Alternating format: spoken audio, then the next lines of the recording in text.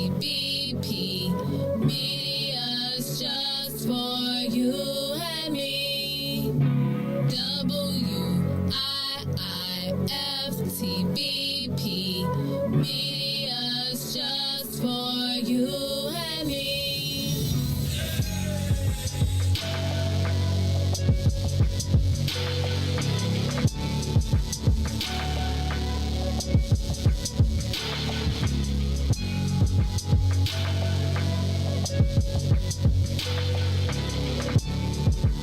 Broken screen, crash system.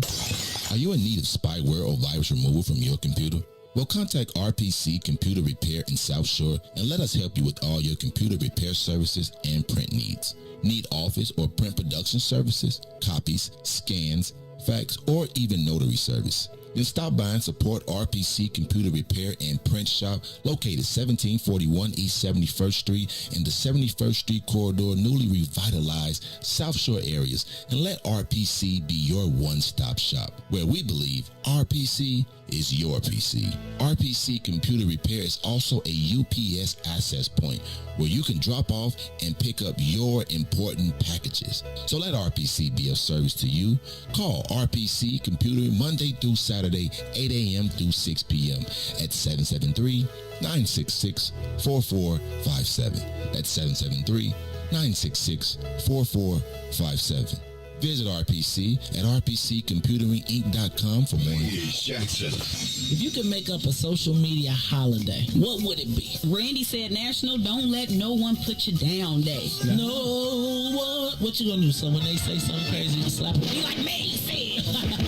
Randy said a Jukathon Day. Man, we about 60 years old. I be done had a heart You gotta attack. get your heart rate up. Okay, not that far. All right, Mario said my favorite one. My friends and I do what we call National Call Off from Work Day. As a business owner, I don't. You don't like that? Yeah, I don't like that one. Because I'm the boss of this family. We got Marcus Garvey Day from Remy too.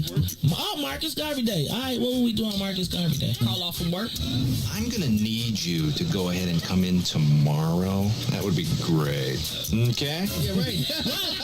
Every black holiday has something to do with calling off from work. You're cool. How about National Join a Positive Black Organization? Because I don't want to be recruited. I don't want to be recruited and the brothers be like, thank you. Thank you. How about National Tell White People the Truth Day? Tell them how you really feel. You can't handle the truth. Why don't we call that National Black People Get Locked Up Day? I'm going to tell them there's an African-American man threatening my life. Hello. The most dangerous show in the morning.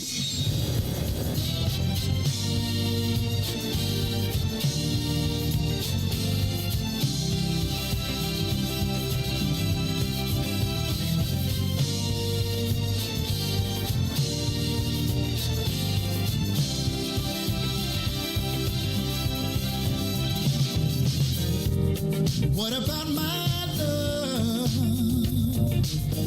Seems you have forgotten us.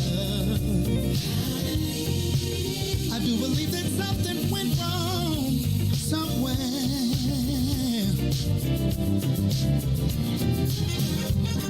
What about my feelings? Do they mean anything at all?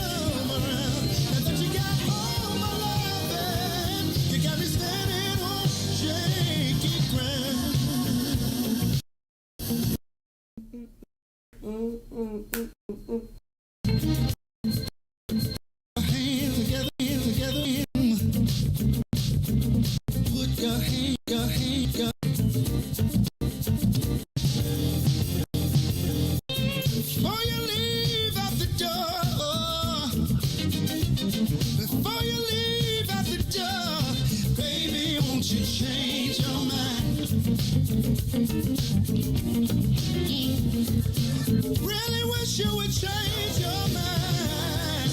Now that you got my love, you don't even come around.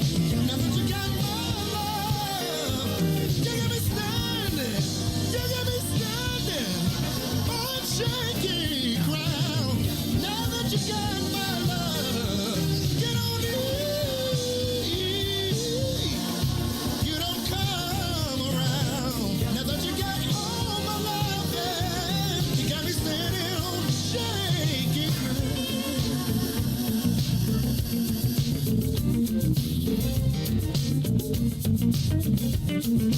Put your hands together.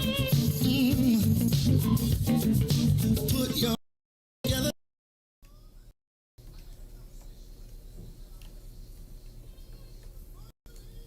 The door. Leave out the door. Won't you show love. 'Cause I need you and you need me. I know it can be happy. Just wait and see. Baby, won't you change your mind? I'll do better if you change your mind. Now that you got my love, you don't even come around. Now that you got my love, got me standing on shaking. Now that you got my love, you don't even come around. Now that you got my love, you got me standing on shaky ground.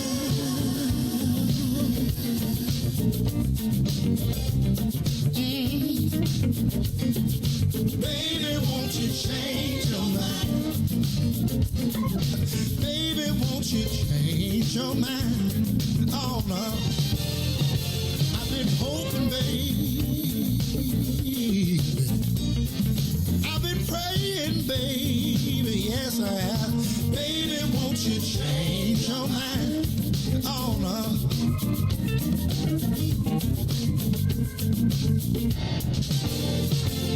I've been hoping, baby, yeah. I've been praying down on my knees, praying that you change your mind. Oh, Lord have mercy, I'll do better if you change your mind. WIFTBPM. You are listening to the most dangerous show in the morning. This is What's in It for the Black People Radio. Maze Jackson, the most vociferous advocate for black people in the world. For Ruthie Moore, for Todd Stoger, I am the host of the Maze Jackson Show, asking every single day, what's in it for the black people? And if you don't like it, you can still tell them Maze said, Mayor Lightfoot, man, we ain't accepting that. We ain't accepting that. Let's go.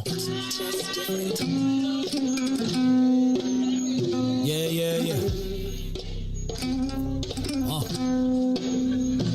Let's get down to business and go ahead and address the facts, man. Lightfoot seems more lesbian than black. Rahm Emanuel's another case. He was just as tired. 50 closed schools left much to be desired. Police had Anjanette naked on that body cam. They suppressed the footage so it couldn't touch a lot of hands. Reminds me of that 16 shots in that cover-up. Both of them similar, so I went and dug it up. George Floyd killed, a lot of riots happened in the town. Southside burned and they wouldn't let them bridges down. Grandmother sick, need a prescription and plus a couple groceries. You gon' have to travel just to get it now. COVID-19 out here shutting all the business down. Not enough SBA loans to even give around. So many failed businesses that you can put them in the pile. If you don't survive the pandemic, it's gonna sit you down. Sing, dance, play ball, entertain, and crack jokes. Government invested black neighborhoods with crack smoke. System that milked us so bad we got lactose. Still trying to find out what's in it for us black folks. We sing, dance, play ball, entertain, and crack jokes. Government infested black neighborhoods with crack smoke. System that milked us so bad we got lactose. Still trying to find out what's in it for us black folks. Shout out to Willie Wilson, hope one day you get to send it.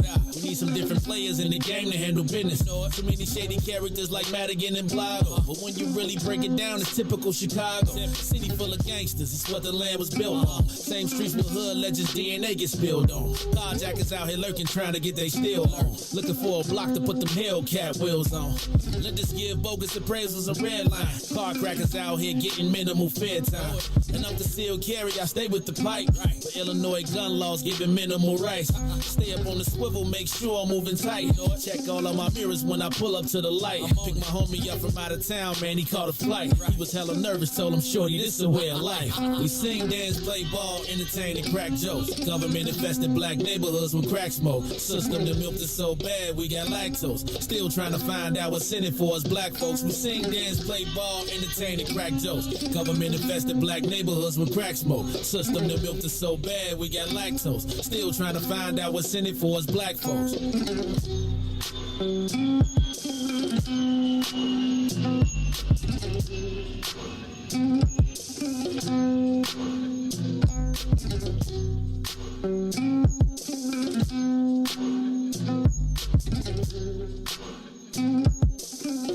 Wake up, Chicago!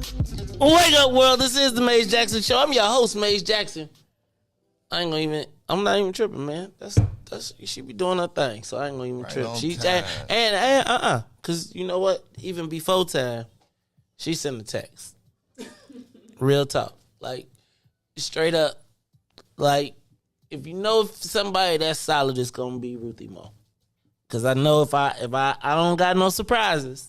She be like, nah, I told you. It's the run-up, I'm telling you. She sent me a note this morning and said I'm going to be about 6:15. And then when I heard Dante, I was like, oh, it ain't going to be no issue. She going to be here because once Dante come on, it's like, that's about an 11-minute song.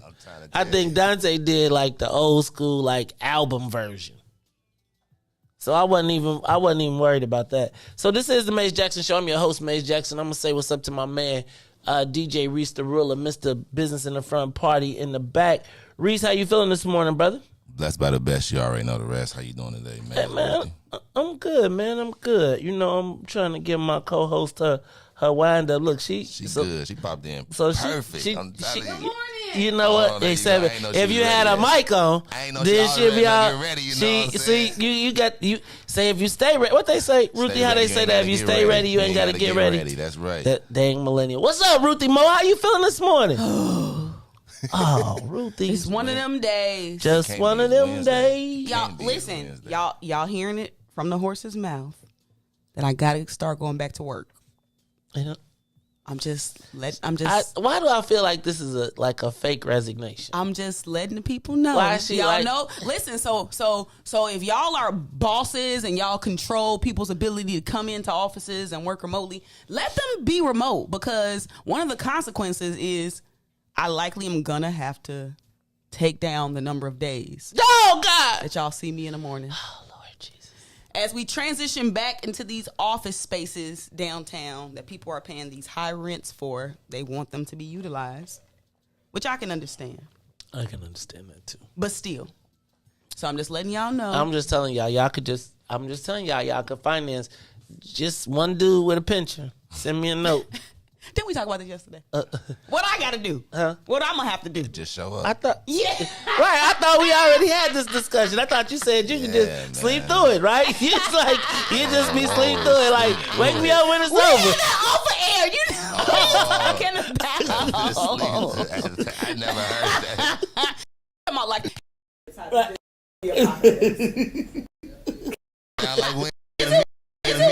Wednesday. Oh my God. This is Jackson Show. Maze Jackson building. Ruthie. I did some self-reflection. Try to think like, why don't I be wanting to talk about some stuff sometimes? I was thinking about that yesterday too. I thought about it. I was gonna call you, but I was like, it's 8:00. How you gonna call Maze at 8:00? You about to see him in about 4 hours. But this what it is. Huh. because I feel like some conversations I'm accustomed to having privately. Like it's private. It's just us here, Ruth. See, that sounds good, and y'all know I'm like a pretty private person. You are extremely private. So to be having some of these conversations, it's just it doesn't feel normal to me, and so I'm trying to get better about it. But just know it's because I just don't be feeling like everybody should be in our business, because it's not just us listening. Like, and I don't be liking to get my playbook out. So I feel like we don't. Oh Lord, we starting already? Stream is skipping. Is it happening already? Do I need to? I don't sit on the TV. I'm looking at it. Nah, I'm saying they might be talking about the audio. Oh. Let us know. Okay, you said it's better now, but it's going. Look, so we might do this early. Because I might have to just tune it down again on the audio settings. But let me start here. You want to go straight through? Huh? Since it's early, go straight.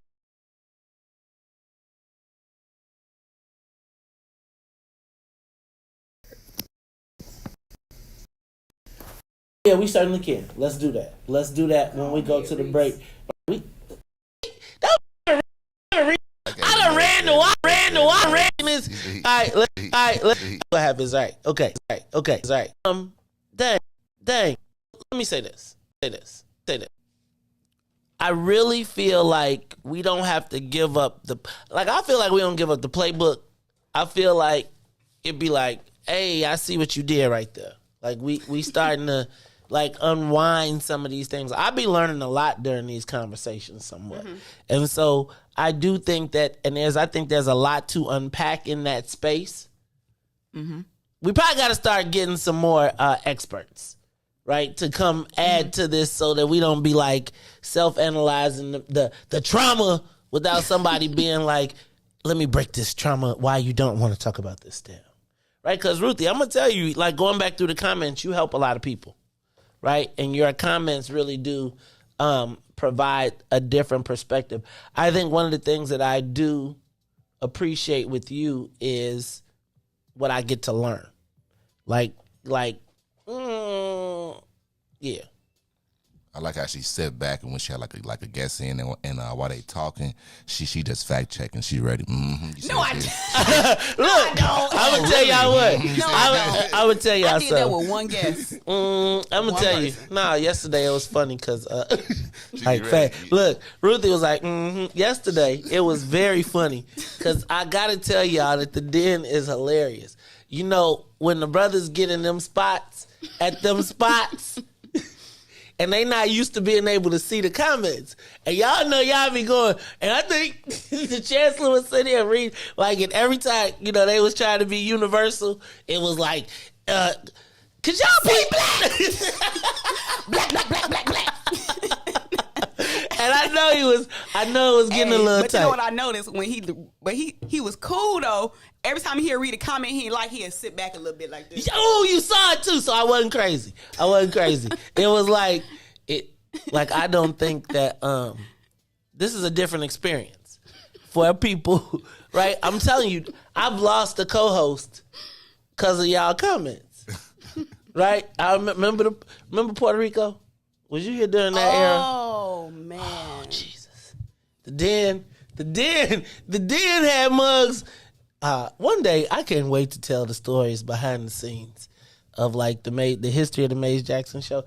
That is an epic story in and of itself. But anyway, Ruthie, yeah, I couldn't, because when I put it on the paper, this is the first time ever in my entire career that I put a disclaimer on the paper. I was like, Ruthie, in all caps. No, that's called a trigger warning, and I appreciate it. I really do. Because you know, sometimes some of this stuff is just way too personal for me, and I get like, and I get really passionate, and I can't control myself, and then afterwards I'm like, that is not for public consumption. I'm sorry, it's that just wasn't not cathartic for you. I don't get any thrills out of doing things like this. Like it doesn't serve me. So I know it has to serve the people, which is fulfilling to me, because it don't serve me. I don't get nothing out of this, y'all. I mean, I don't. Be like, ooh, let me wake. Ooh, I want to be famous. Let me get on TV. I don't want to be famous. Let me talk about. No, these are like dinner table conversations that I want to have with my people to solve these issues. Got a big ass dinner table. That's all. I don't like how the white people be listening. You know what I be thinking? I be thinking the white people are like, oh damn, they're figuring it out. I know. And they be like, oh, that's why they be That's why they be getting smilier. They be like, when they come around, did you see Karen? Did anybody see the video of the Karen on the L stop, on the L, not the L, but on the New York subway, who started japping out and told the black man he was in her space, and she started just going off and you're just dirt, and he punched her in the face. I must say, if there was ever if I wasn't supposed to laugh, I must tell you I laughed. And then she went off on the next black man and started snapping on who just happened to be walking on the train. They looked alike. She didn't know the difference. No, she knew the difference because her face was still. She might just not have seen the difference because she was seeing stars. Then she snapped on the next dude who was minding his business. She tried to snatch his lunch out of his hand. He decided that, oh wait, I just got on the train. Are you gonna knock my fries down? Or are you gonna eat this lunch? So she swam in the Sprite. And then she got a little foo-fopped again. Then the white boy, after the train, just the dude was recording, thanks for recording. Then she started snapping on the two white dudes like, real men you are, thanks for helping me. Oh, it was hilarious. I mean, I'm sorry. It was just like, finally. Vengeance. And they got off the train though. That was the beautiful part. See, now that's what made it off the train? Right. They made it off the train. Okay. All right, y'all. This is the Maze Jackson Show. We got Maze, Ruthie, and Riis in the building, which means that we're going to get this soul plane up and away. We are the Maze Jackson Morning Show. Hey, y'all, check this out. I'm excited today. Now, y'all know Maria Munoz, faithful, loyal Lions Den member since day one, been Mom Squad since day one, been rocking and rolling with us since we first got in this thing. Maria Munoz is going to be here today with her boss. Uh-oh. Sharon Mitchell. Do you know who Sharon Mitchell is? That name sounds familiar. It should. He is the Cook County Public Defender. Okay, Sharon. Yes. So he is going to be here. Check this out. One of the very few black men that got the spot. So shout out to Tony Preckwinkle for appointing a black man in the Cook County Public Defender's office as the head of the Cook County Public Defender. Now, they tell me he's Chicago homegrown, Morgan Park native. I wonder, does he know Cam? Ooh. Right? You know what I'm saying? We might have to give Morgan Park just a little. They can't beat Bolingbrook, but we gotta give them a little props, man. They doing their thing on the public servant. If they play Bolingbrook, it just wouldn't be we just relish suburban schools. However, shout out to Sharon Mitchell, who I guess Maria gave us the plug and said, hey, he wants to come in. I was in my inbox, and I don't be going in my inbox. I stay out the inbox, but I happened to see Maria in there, so I checked it out, and she was like, he wants to come on the Maze Jackson Show. I was like, now how often do... All right. Maria the plug. Well, she is the plug. Mm-hmm. Shout out to What Your Name Is and all the people over on, what's it on California? 26 in California? 26 in California. MP High. Oh, God. Anyway, all I'm saying is, they all right. They all right. Anyway, he'll be here in the studio at 7 o'clock. So I think y'all should get y'all questions ready. How come every time somebody say 7 o'clock, I just want to say on the dot, I'm in my drop top, cruising the streets. Every time I hear somebody say 7 o'clock. That's a Usher. It bothers me. 7 o'clock in the dot, I'm in my drop top, cruising the streets. I hate it. I got a real pretty little thing that's waiting for me. They say it's 10:10. You just gonna automatically say, where you been? Pull up, anticipating. Maze. Man, I'm telling you, thank you. I went back and listened to your We Are the World Obama song from yesterday morning. It's hilarious. It's hilarious, Maze. And you got to chop it so that you can add it to as a commercial. It is hilarious. I'm about to look that one up. What was it? I don't When you even was remember. singing yesterday. You don't remember you singing It was yesterday? a freestyle. It was about the Obama Library. Yeah. Not really. Oh, Yeah. Genius. I had my friends call me. He was like, "Listen, when he said that he had Obama come in and he chopped the commercial up the wrong way, he said, "Oh, your boss a different type of dude." He said, "Is he on here Obama bashing?" You know what? I'm gonna pull the commercial up for y'all because I got it. I think I should play. I mean, I'm telling you, it was epic. I mean, it's like, y'all, when y'all hear the commercial, you was like. They was like, I mean, people was kind of like, President Obama endorsed him. I mean, it was like a rap. It was like he felt like he had to respond. Like, it was almost like I took your record, remixed it, and made you love. And the president came back, like, straight up, like, You made a hotline. I made a hot song. Look, I took a whole bunch of hotlines and made it a whole commercial. I'm going to pull it up. I'm going to find it for y'all. I'm going to let y'all hear it because it was, I'm telling you, it was great. They was like, dang. My man was like, yo, did he just really say that on air? I did, man. I did. Hey, man. It got to mean something in the world when you can make the president of the United States respond. Like, that made me feel like I was about as big as Russia. I mean, the president of the United States was like, hey, Joe, this ninja in Chicago around here using my name. Take this. Give me the beat. Give me a track. He called no my headphones. He called Dr. Dre up and said, Robbie Man, you won't turn me up in my headphones. Robbie Man, you Somebody call Mike Madigan and give him some ad-libs on the track. Jackson, for you. All right, y'all, this is the Maze Jackson Show. Let's do this. Democratic Party Records. What's in it for the black people diss? Here comes the new diss, the what's in it for the black people diss. Here come the Dems. Oh, Jesus. Praise the Lord. God, please don't. Look, we just getting back. I'm just playing. I really think the Obama Center is gonna have some really good youth programming. Yes, but it ain't gonna have no damn books. It'll be virtual. No.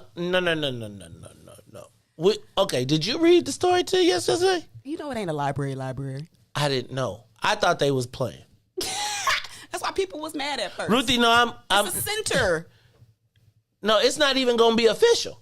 It's a loophole. It's not official. So they still gonna give Hawaii the center, the library.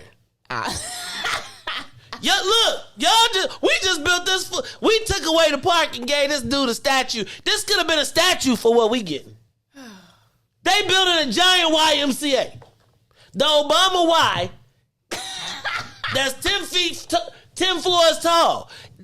When I saw in the story, they said, no, literally. It said it will not have the presidential seal. It will not have the official it's literally a center. It's a funding maneuver. That way they don't got to be bound by them funding parameters. Yeah, but that means that the other money that they raise is going to go build the official joint in Hawaii. And y'all gave up the South. Where is my black? We need to make up a new song for the black lollipops. Because when I saw that, and the Tribune was very clear. I mean, the Sun Times was very clear to be like, it will not have a presidential, nothing official. I was like, it was a whole paragraph by itself. Like, and in the fine print, like how everybody was like, yes, we got the. Hey man, 10 years that bad boy gonna look like the South Side Y. Straight up. I mean, it ain't even gonna be federally funded. That's not the joint. Ooh, we got a pool too? It's gonna be like the Y for real. They gonna move to Southside Y. And Joe, when I read that, I was just like, so y'all was serious about that? Did they build it like the right way? Huh? You know how you said you can only build it like a certain way to know it's gonna still be there? If they build which way? Oh yeah, they're gonna build it. Yeah, but it's gonna turn into an apartment complex. Watch. 20 years from now, y'all gonna be living in the Obama apartments. It's gonna be. They gonna convert it. Dang, Maze! Whoa!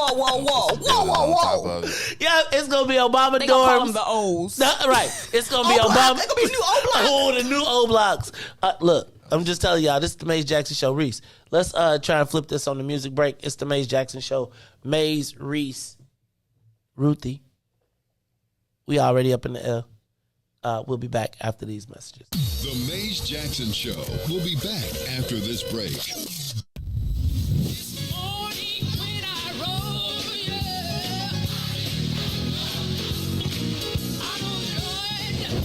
Chicago's Power Hour. I'm your host, Angie Mims, and Terrence Keys, TD, a.k.a. Terrence Daniels. I wish I had one witness in the house. You got one. You got a couple of them. Got two T's. Give me a testimony. Oh, Lord. He's did it before. Oh, Lord. I got one. Something better. I got 5 reasons. 5 reasons. Oh, Lord. He turned it around. Turn it around. He woke me up.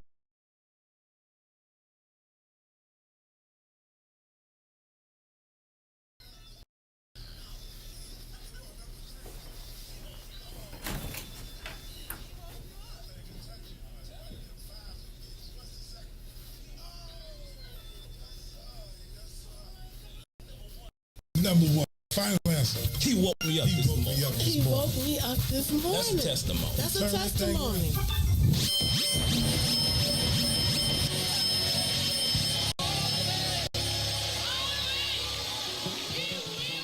And now, traffic and weather.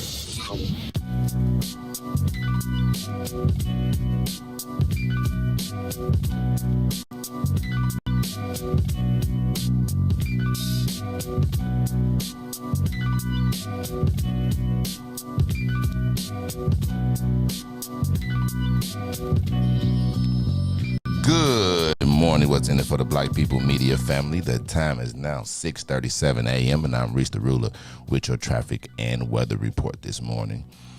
On the Kennedy O'Hare to the Loop, 25 minutes. Outbound to O'Hare will be 23. On the Eden Deerfield to Exchange will be 30 minutes. Exchange back to Deerfield will be 28. On the Eisenhower Thorndale to the Loop is 38 minutes. Back out to Thorndale will be 30. The Stevenson from I-355 to the Dan Ryan is 42 minutes. Outbound will be the same. The Bishop Ford I-80 to the Dan Ryan is 43 minutes. 30 minutes back out to I-80. The Dan Ryan is 15 minutes in both directions. That's to the Loop and back to 95th. DuSable Lakeshore Drive, 55th to Jackson, as well as Jackson to 55th is 7 minutes. On the north side of things is 8 minutes. Randolph to Bryn Mawr and Bryn Mawr back to Randolph. Today's weather is currently 63 and clear. Today will be a high of 75. Will be a high of 75 and a low of 61. I'm Riis the Ruler. Now here's Sparkle with Ease on the Maze Jackson Show.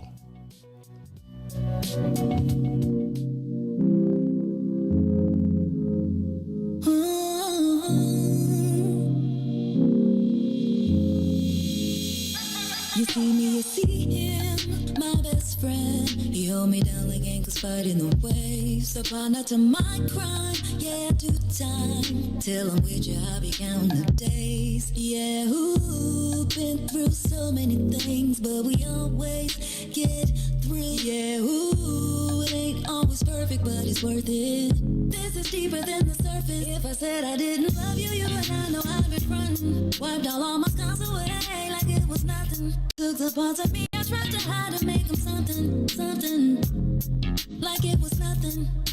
Ooh, some magic, baby. Ooh, you know you drive me crazy. Ooh, you give me peace of mind. Ooh, let me tell you why. You make it easy. Say, to take it easy. Say, feel so weak. Say, easy to love. Say, to take it easy. Say, feel so weak. Say, easy to love. I never thought that I would give it to you, but now I don't think it's the time. I won't do it. I think it's cause the way you talk to me. Know how to say it without making me feel little. You're gracious even when you pop off on me. When you get done, I got a little something to drop off on you. Because you earned it with the time you took to put it that way. You got me liking to get put in my place. I didn't love you, you and I know I'd be frontin'. Wiped all my scars away like it was nothing. Took the parts of me I tried to hide and make them something, something like it was nothing. Ooh, some magic, baby. Ooh, you know you drive me crazy. Ooh, you give me peace of mind. Ooh, let me tell you why. You make it easy. You are listening to the Maze Jackson Show. I'm your host, Maze Jackson. Got my co-host, Miss Ruthie Moore in the building, plus DJ Riis the Ruler, y'all. It is Monday, Tuesday, Wednesday. which means that it's the busy day on the station. We got a lot cracking. So let's see. We got the green side of things coming on from 1 to 3. Yay! Then from 5 to 6, no, from 5 to 6, we got New Era Chicago radio. Which is doing amazing. They are. Amen. They came in there and took my number one out. I'm going to have to mess Hey, the wires up if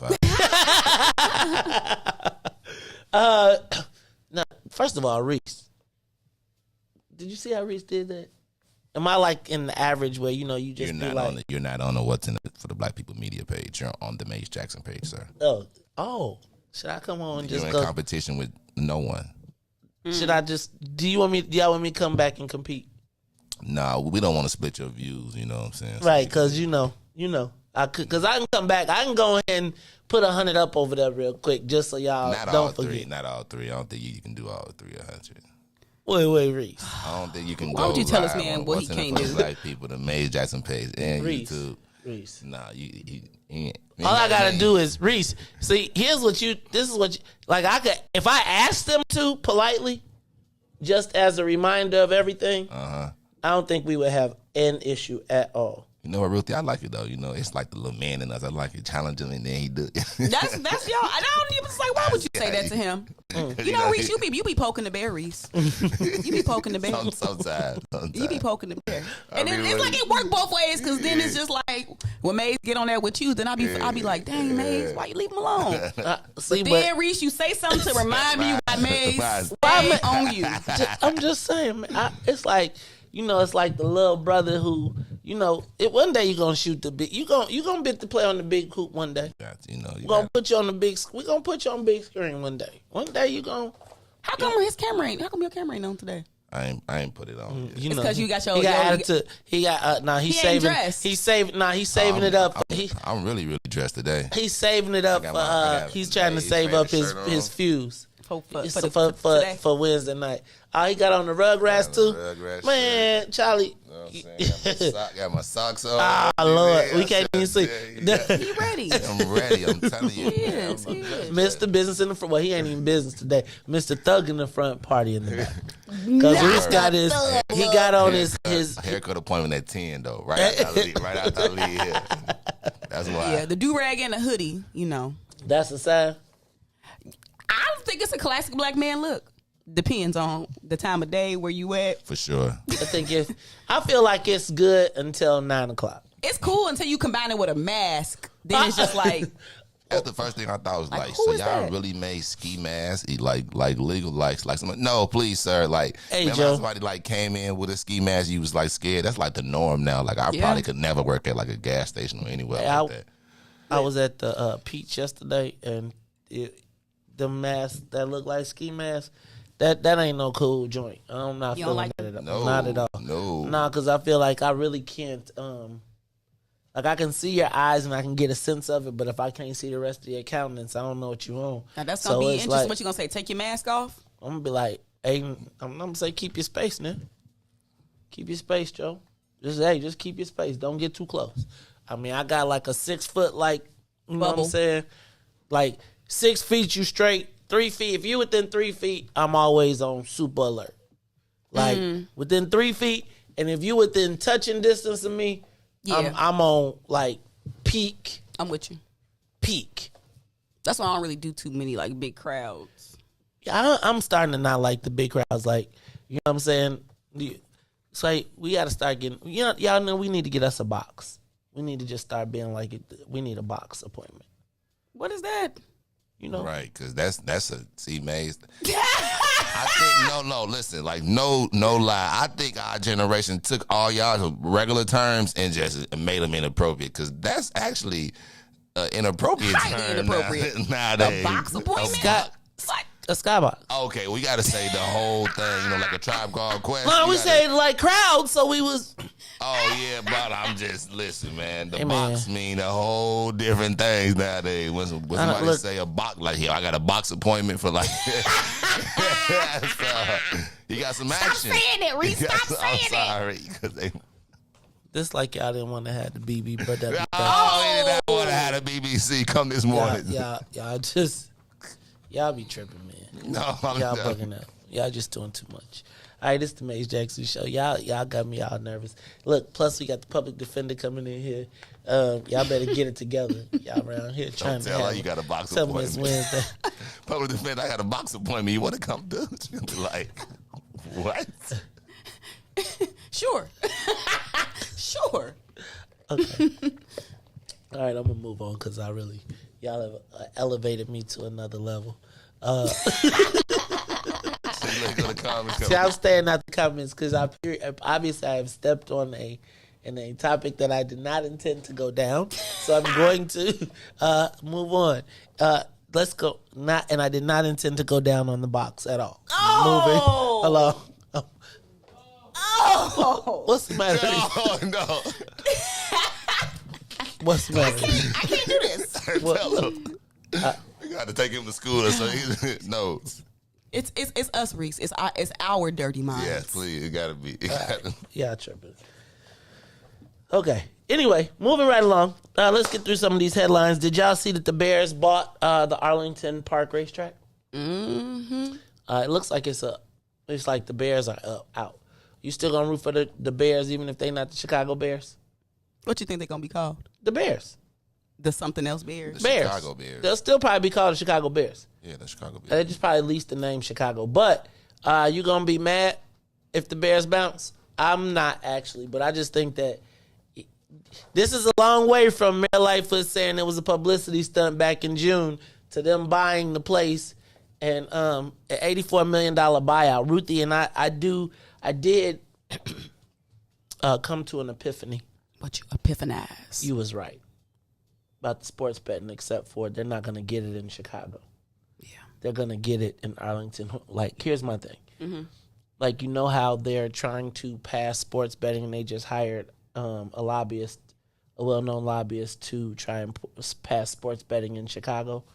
Why go through all the drama and have to ask when you could just go to a suburb that already allows it? Mm-hmm. And sports betting, quite frankly, is more lucrative. It will be more lucrative than the TV deals.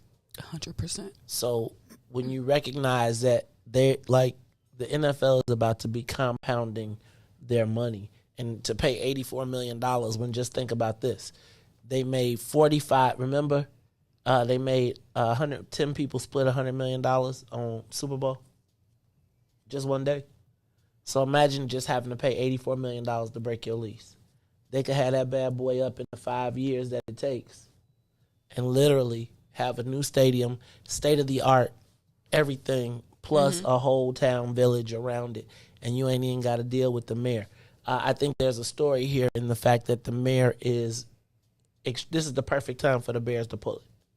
Because the mayor, could you imagine them trying to pull it on Daly or trying to pull it on Rahm? Oh, no. Because they would crush the town. They would crush Arlington Heights, right? Like, they would use every national, federal, everything to be like, we will dry up every bit of money. It's like this mayor has not the reach. So it's the perfect time to pull it. And then you combine the sports betting. So it's really an interesting story I think we should take a look at. I don't know if we're going to get to it today. Mm-hmm. But Ruthie, you were almost right. Oh, I'll take that. I'm gonna tell you was really on top of the gaming part, the gambling part of it. I just think that I think you thought that they were gonna use Riis. They're at the door. So if you could open up the 29, open up this door and let them in. I'll talk through this until we get through it. But no, Ruthie, I do think that I like how your mind works though. I like that you saw that was the real play, because I was really initially thinking of the entertainment complex. Mm-hmm. Like, because when you go to like Dallas, when you go to the stadium, you be like, first of all, you enter a campus where it's like they got you locked in, so it's like a whole day event, right? And in the stadium is entertainment and all types of stuff. And Soldier Field don't have, what they gonna do at Soldier Field if the Bears ain't there? Look, I was thinking about that. The mayor tried to be like, well, we just signed the soccer league. I was like, there goes this. We ain't gonna be going to Soldier Field no more. You know, the thing about sports betting is it's kind of in its infancy in terms of how technology is reshaping it. And I think it's some things that we don't necessarily know that are in development related to sports betting. on the tech side. Could you and imagine it as an emerging industry, and that's what's happening. Could you imagine being in a wired stadium where you could sports bet on your phone and be betting on players and betting on actions and betting on things that have happened while you're right? Like that would be. And for real, think about how sports betting is also moving away from sports. People are betting on these damn video games, societal incidents. People are creating new activities to bet on. So the Bears finna have the space for those new activities. Oh, imagine being able to play the World Football Madden Championship and you could play it on the world's largest big screen in the stadium. I don't like you millennials sometimes. Goodness. It's kind of it's just interesting how big money works. Like, I want to be in a position to sacrifice $83 million so I can make $83 billion. We gotta get our cut. We gotta get our cut. Precisely. And I'm just telling y'all now, I gotta say it one more time. John Rodgers becoming a billionaire again is not our cut. That's not our cut, guys. It's just not our cut. Period, point blank. It's the Mace Jackson Show. All right, let's see what else I got. How about, did you see this story? Did you see the story about Dr. Arwady? Saying that, okay, so you know there's 2 moms who died at the CPS school yes, from COVID. The school was on quarantine. She said you can't prove it. You can't prove that it had anything to do with the COVID protocols or that it came from CPS. So we're going to move forward. And I just think that that's just really a callous response. Ooh, that's cold. So Jesse Sharkey was like, you can't prove it didn't. And that's really my point. Like, that's what you, my favorite, one of my favorite Jay-Z lines is, a gun in your face and that's all you could come up with? Like, Dr. Arwady, what you came up with was, you can't prove the data, you can't prove. That's tough. You can't prove. So wait, the school was on quarantine. The child comes home. The mom was healthy. She dies from COVID 2 days before you send the kids back to school. Her daughter had it and didn't, and her daughter had symptoms recovered. She didn't. Now y'all saying it ain't our fault. Oh, it ain't my fault. Did I do that? It ain't my fault. Did I do that? It ain't my fault. Did I do that? It ain't my fault. I wish I could do it now. If you, oh Lord, hey man, that volume 1 is the truth, bro. Volume 1 is the truth. That might have been, outside of Blueprint, that might have been my favorite Jay-Z album. Volume 1. Hey man, that lay down, snitch. Man, please, there's a lot of songs on that album. Anyway, this is the Mace Jackson Show. I'm your host, Mace Jackson. Ruthie, also, did you see President Biden was coming here to Chicago today, and he is now not coming. Yeah, why he cancel? He canceled because, Ruthie, because the Republicans is like, he got to get the Democrats all on board. Because he's trying to pass his budget. And so he needs to get on the phones and stay there. He can't be gallivanting around the country. Because he was coming here to praise the companies who had fired their workers for not getting the COVID vaccine. Did you know United is firing 600 people today? What? For not having the COVID? They gonna straight up fire them. You out of here. They ain't getting no unemployment like people in New York, too? I don't know. You don't know about, Ruthie, I don't be knowing about that stuff. That's tough. And then they were also going to go to Clayco. You know Clayco is? That's Bob Clark. Like, they moved here when Rom came because he was like, we finna take over construction industry. And they came here and blew up. And it's just crazy. So anyway, he was coming here to go, show some love to one of his top supporters as well as then show love to United. But I also think that he might want to slide off the Lori picture, photo shoot too. Ooh. Did y'all notice that most of the shots yesterday from the Obamas in town did not include the mayor? Except for the toss. It's like usually, like you could tell it was conscious, like it was consciously made do not put us in the release photos, the official release photos. It was like you could see like there'd be like you could see like the gray shadow, like the hair, like the hairline, but it would be like no. Wasn't a Gallivant. Right. Now, no, you ain't finna stunt. You not finna be putting me in. I'm not finna be in the campaign ad of, and when we built the Obama not library. Oh no. They was like, And you know they probably controlled every photo that left that bad boy. And part of the other thing is they had a very small audience, so it couldn't be that many photos. I bet you Mayor Lightfoot took a selfie or something, though. I'm gonna get this campaign picture. Oh no, you should see. It's like them pictures. You should see the pictures. Go look at the pictures the mayor released on her page. It's like them pictures where the other person ain't posing, but you gonna be in the picture anyway. Like she looking off like this, and she like, psh. Oh yeah, they're like today I was in the picture. She's like, hey Michelle, come here. Damn it! Don't look. Whatever you do, don't look that way. Don't look that way. Do not look to the left. Oh God, it's the Mace Jackson show. Why we be starting in the morning? I'm sorry. Do you think in the car, Barack was like, "Hey Michelle, you know we ain't fooling with her, so don't get in none of the pictures." And he didn't say it like that. He said, "You know we ain't fooling with her," because you know Barack be talking smack now. He be in the car talking crazy. You know he be like he like pass you. Let me ask you a question. You think Barack be smoking? Yes. Absolutely. The finest of the finest. He got his own strip. Do you think he ever tried Obama runs? Oh. You know what he's thinking? You think Obama ever smoked Obama?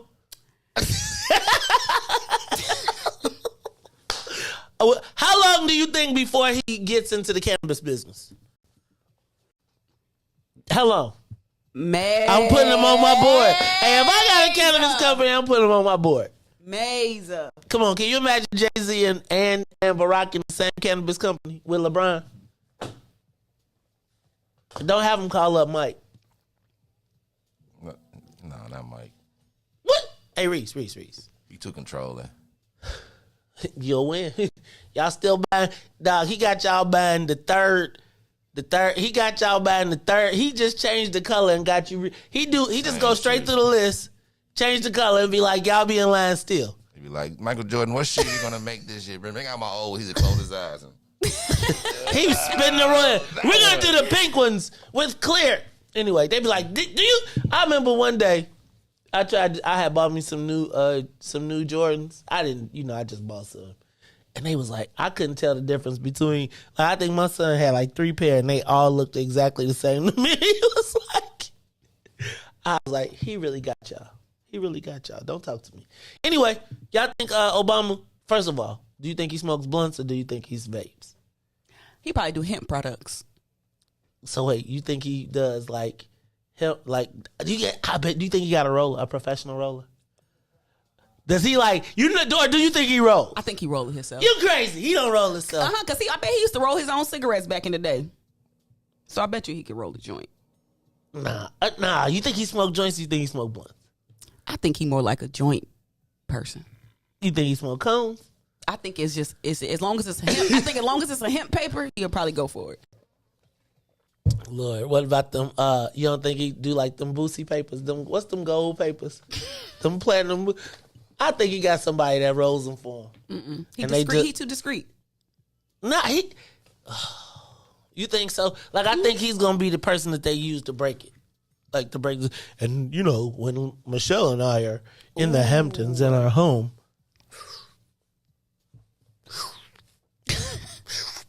could you have? No, he can't do a pipe. That looked too cracky. Nah, you think he do a woman? No. You don't think he rolling no woods? No.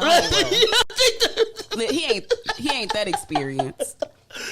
The kids keep him up to date. He ain't that experienced. I got a question. Now that cannabis is legal, do you tell your kids? My cousin is trying to figure that out. No. Tell them it's bad for them. It's just like you tell liquor is bad for them, Nah, but but they be like, do they know? Because do they know you be, you know what I'm saying? Deny. Always deny. Kids ain't crazy, though. Deny. It wasn't me. Deny. It was, y'all think Obama be smoking? See, Obama went to Harvard though. See, he probably got his experience, but he was from Hawaii too. That Maui Wowie. But I'm just telling you. I think you think he's smoking. He'd be a bong smoker. I don't think so. What you think? I could see Barack. He be hanging out with the rappers though, right? You know what? He probably like edibles. Oh, remember that mint that Michelle gave Bush? No, it was an edible. We gotta be here, y'all. We gotta be here. Brandon, they got jobs at TP, man. You should go check out Big Swill's TP. He got all them things. He got every single one of them. And they all natural. All right, y'all. It's 7 o'clock, so it looks like we got some big, super time, big time guests. Coming up next, we have, he is the Cook County Public Defender. Mr. Sharon R. Mitchell will be with us when we come back. This is the Maze Jackson Show. Maze, Ruthie, and Riis in the building. The Maze Jackson Show will be back after this break. WIIFTBPM. And now, traffic and weather. Good morning. What's in it for the Black People Media family? The time is now 7:02 a.m. And I'm Riis the Ruler with your Chicagoland area sports traffic and weather update. Well, in traffic on the Kennedy O'Hare to the Loop is 35 minutes. Outbound to O'Hare will be 25 on the Eden. Inbound from Deerfield to the Change will be 43 minutes. Exchange to Deerfield will be 28. On the Eisenhower, Thorndale to the Loop, 55 minutes. Back out to Thorndale will be 36. On the Stevenson from I-355 to the Dan Ryan is 60 minutes. Outbound will be 47. The Bishop Ford, I-80 to the Dan Ryan is 50 minutes. 29 minutes back out to I-80. The Dan Ryan is 21 minutes to the Loop, 15 minutes back to 95th.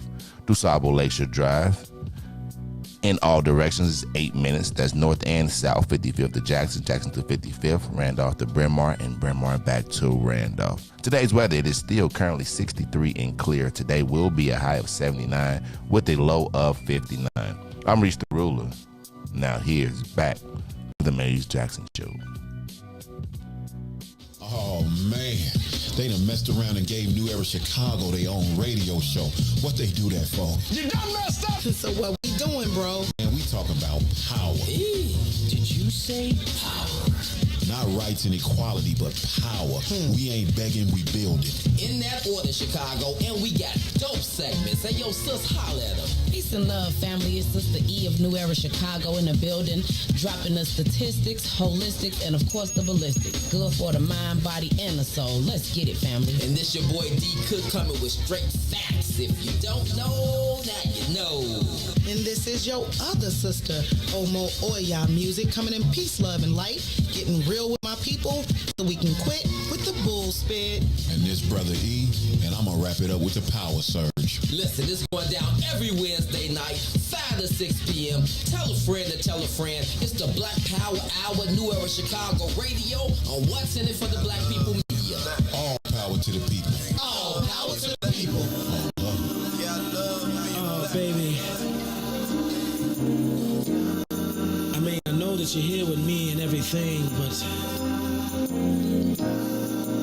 since you just left a few hours ago, I've just been going crazy. And I done come to realize one thing.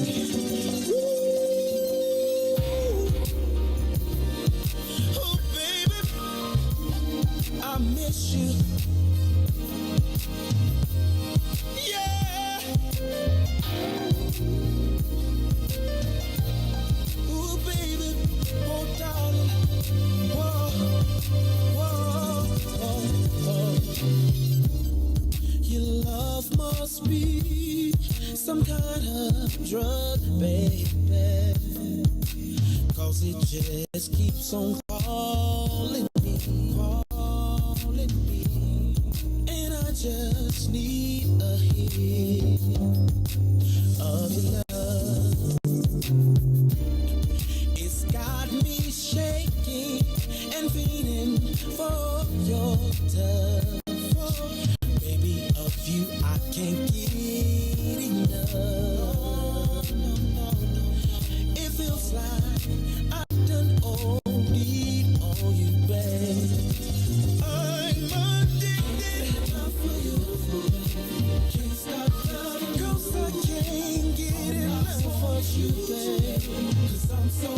This must be love. 'Cause I can't get enough of your loving. I'm so addicted. Can't stop. I need you right now, baby. I'm so addicted to you. You're always on my mind, my mind, my mind, every day.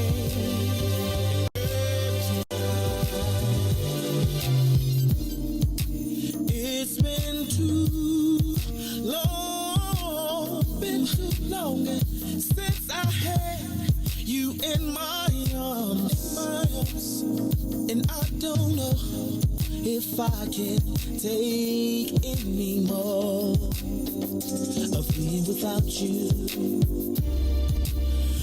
Even though it's only been an hour,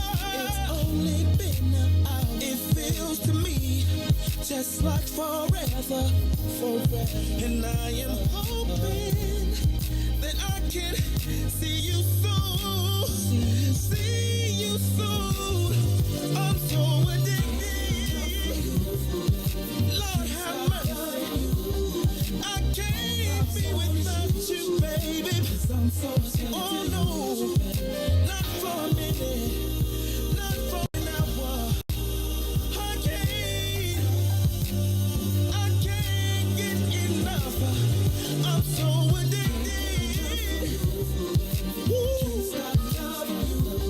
I need to check myself into some kind of rehab.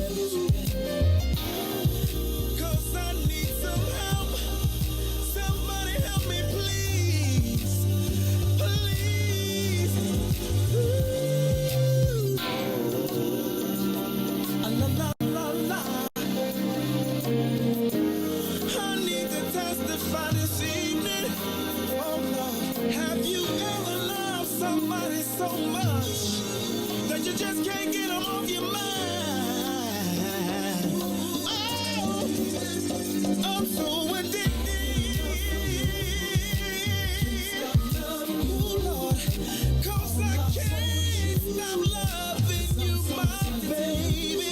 Oh darling, I love you, I love you. This must be love. I've been overdosed on your loving. Can't stop loving you. I done overdosed on my baby. So addicted to you. Without you, I don't know what I'm gonna do. Ooh, oh, I'm addicted. WIIFTVPM. Back to the Maze Jackson Show. You are listening to the most dangerous show in the morning. This is What's in It for the Black People Radio. Maze Jackson. Maze Jackson, the most vociferous advocate for black people in the world.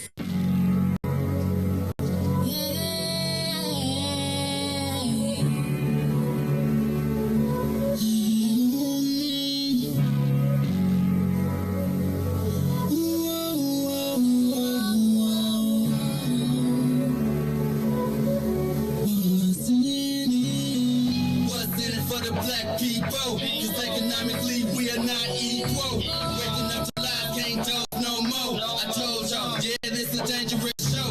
Don't go to church if you ain't trying to help us. Don't even try to be around and can't protect us. We see the lies, not other politicians.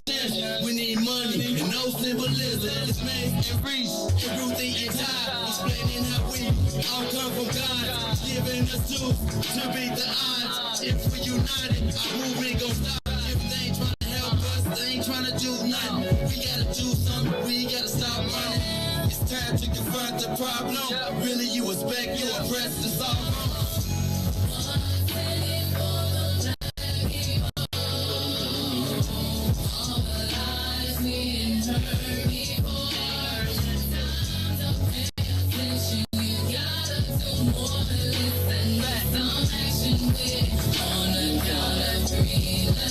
Wake up, Chicago! Wake up, world. This is the Maze Jackson Show. I'm your host, Maze Jackson. Got my co-host, Miss Ruthie Moore, in the building, plus my man DJ Riis the Ruler. Riis, I see Riis ain't got the camera on today. He's saving himself up, right? He's saving up his views. He said he getting a haircut today. He don't want to dilute his views because he's still trying to. Now he got 2 spots to climb, right? Now he got 2 spots to climb because New Era Chicago done snuck up on him. Wednesdays used to be named. We might have to rename Wednesdays. We might have to rename Wednesdays. They done took the crown. It's okay, Riis. They done took the Wednesday night crown. It's all good. Da-da-da, da-da-da. You gotta jog, Riis. You gotta do like the Rocky. When y'all heard that song, did y'all be running around the house? Did you watch Rocky? You know what? Was Rocky a thing for y'all? I know how he ran up the steps and he was sweating and drinking and eating the egg. I don't know if he really ate the raw eggs, but I know I was running around eating raw eggs all the time after Rocky, man. Rocky was everything. Family Guy. I mean, everybody takes that trope. You know what? It was only after Rocky 3 that I stopped. Like, I recognized the epic battle between black and white. Because I used to root for Rocky in 1 and 2. Ooh. Right? I did. You, hey man, in the world, you was taught to root for the white hero. No, it was like, not. oh yes, you did. I was right, and I want him to beat Apollo Creed because he had to teach keep us. Then though, when Clever Lane came. When Clever Lane came, Mr. T, he was like, man, when he said, come and see me in my room tonight, I'll show you what a real man like. I was like, the black man triumph. All right, y'all. This is the Maze. And Riis got on this hoodie, so he ready, man. Mm-hmm. I can see Riis. We should do like a Riis Rocky video.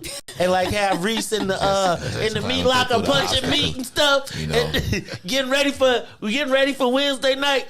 We should do, man. Is that something that people really used to do? I might steal that. It's okay. You don't have to Riis.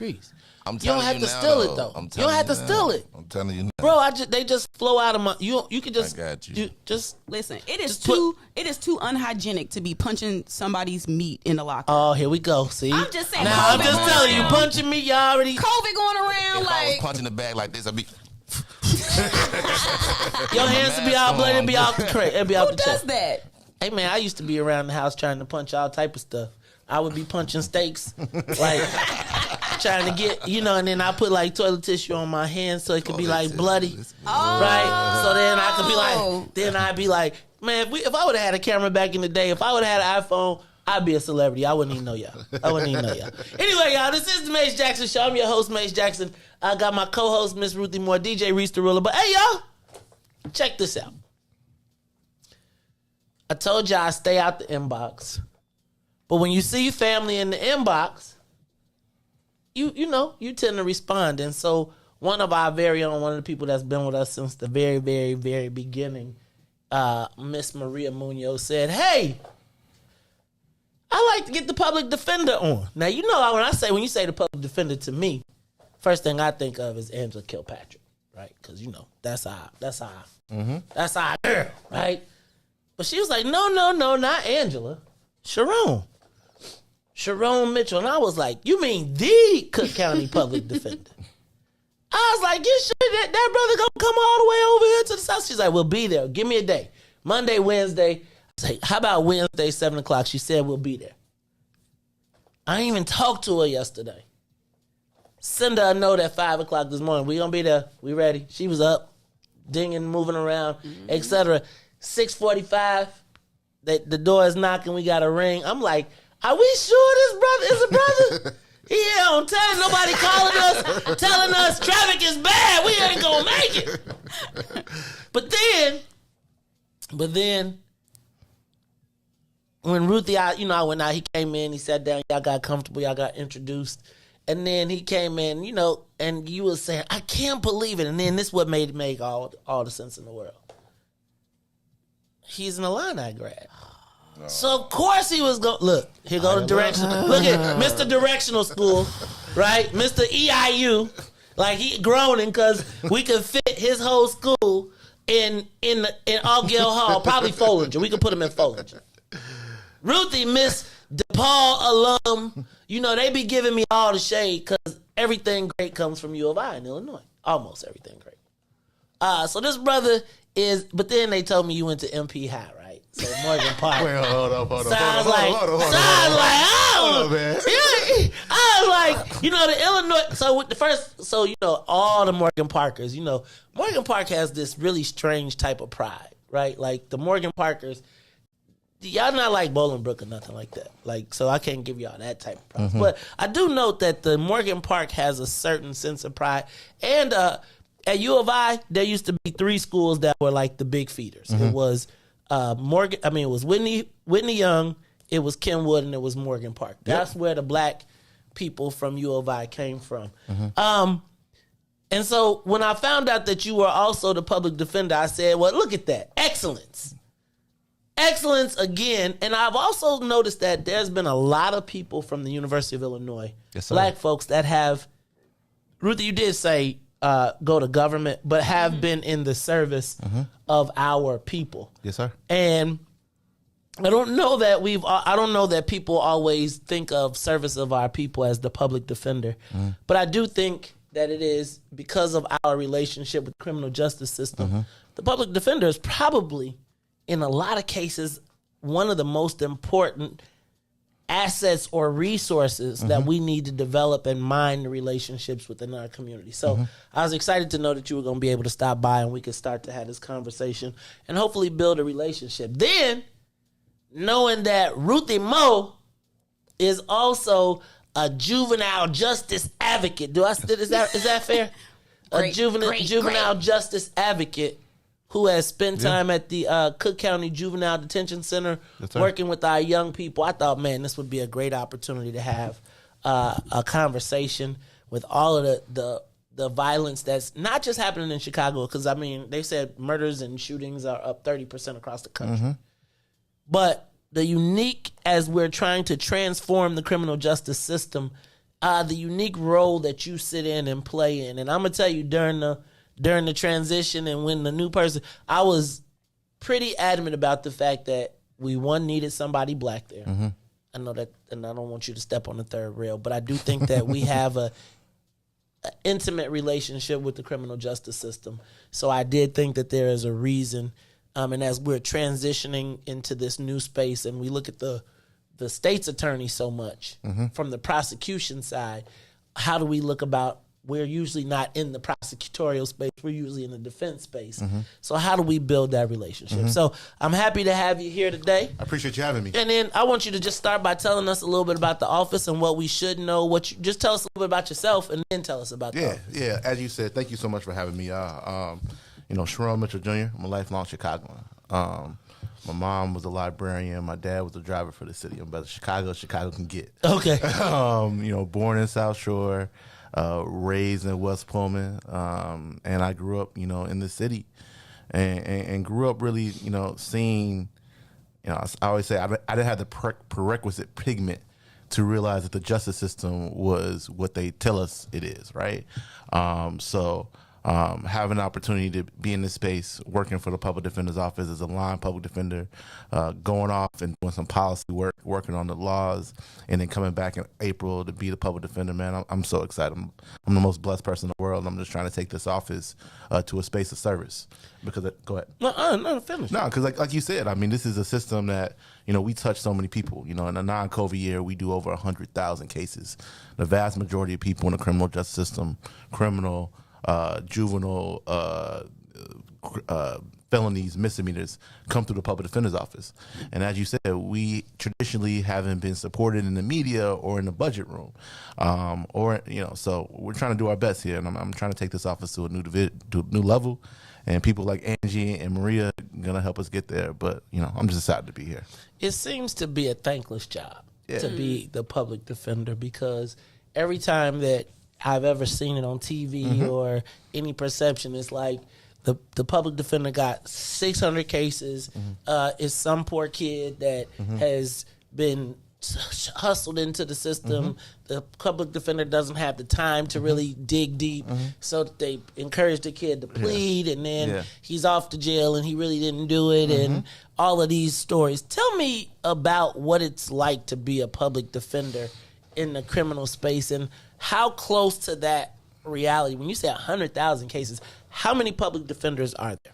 So we have about 640 people on our staff, and a lot of people think about it as just attorneys, but we have a ton of support staff, a ton of investigators, mitigators, caseworkers, specialists. So this is a big office, but we have about 420 people who are attorneys that do this work. I think the media does a really poor job, whether we're talking about movies or TV shows, portraying who a public defender is. Like you said, you see us on TV and we fumbling and bumbling and we got 500 cases. And listen, there's no doubt we have caseloads issues, but we have some of the baddest attorneys in this city, in this state, and in this country. And that's a story that does not get told. We are experts at what we do. And chances are you were better off with the public defender than somebody that's off doing a closing at 12 o'clock and doing a will at 3 o'clock. We're specialists. We definitely need to be supported more. And we definitely have some heavy caseloads sometimes. But what the media does not tell you is about how excellent these attorneys are and how excellent these investigators are and how excellent these support staffs are. So we can definitely talk about the things that we need, but I think that's the thing that really doesn't get shown in popular media. Is this idea that we got some people that are very, very, very talented.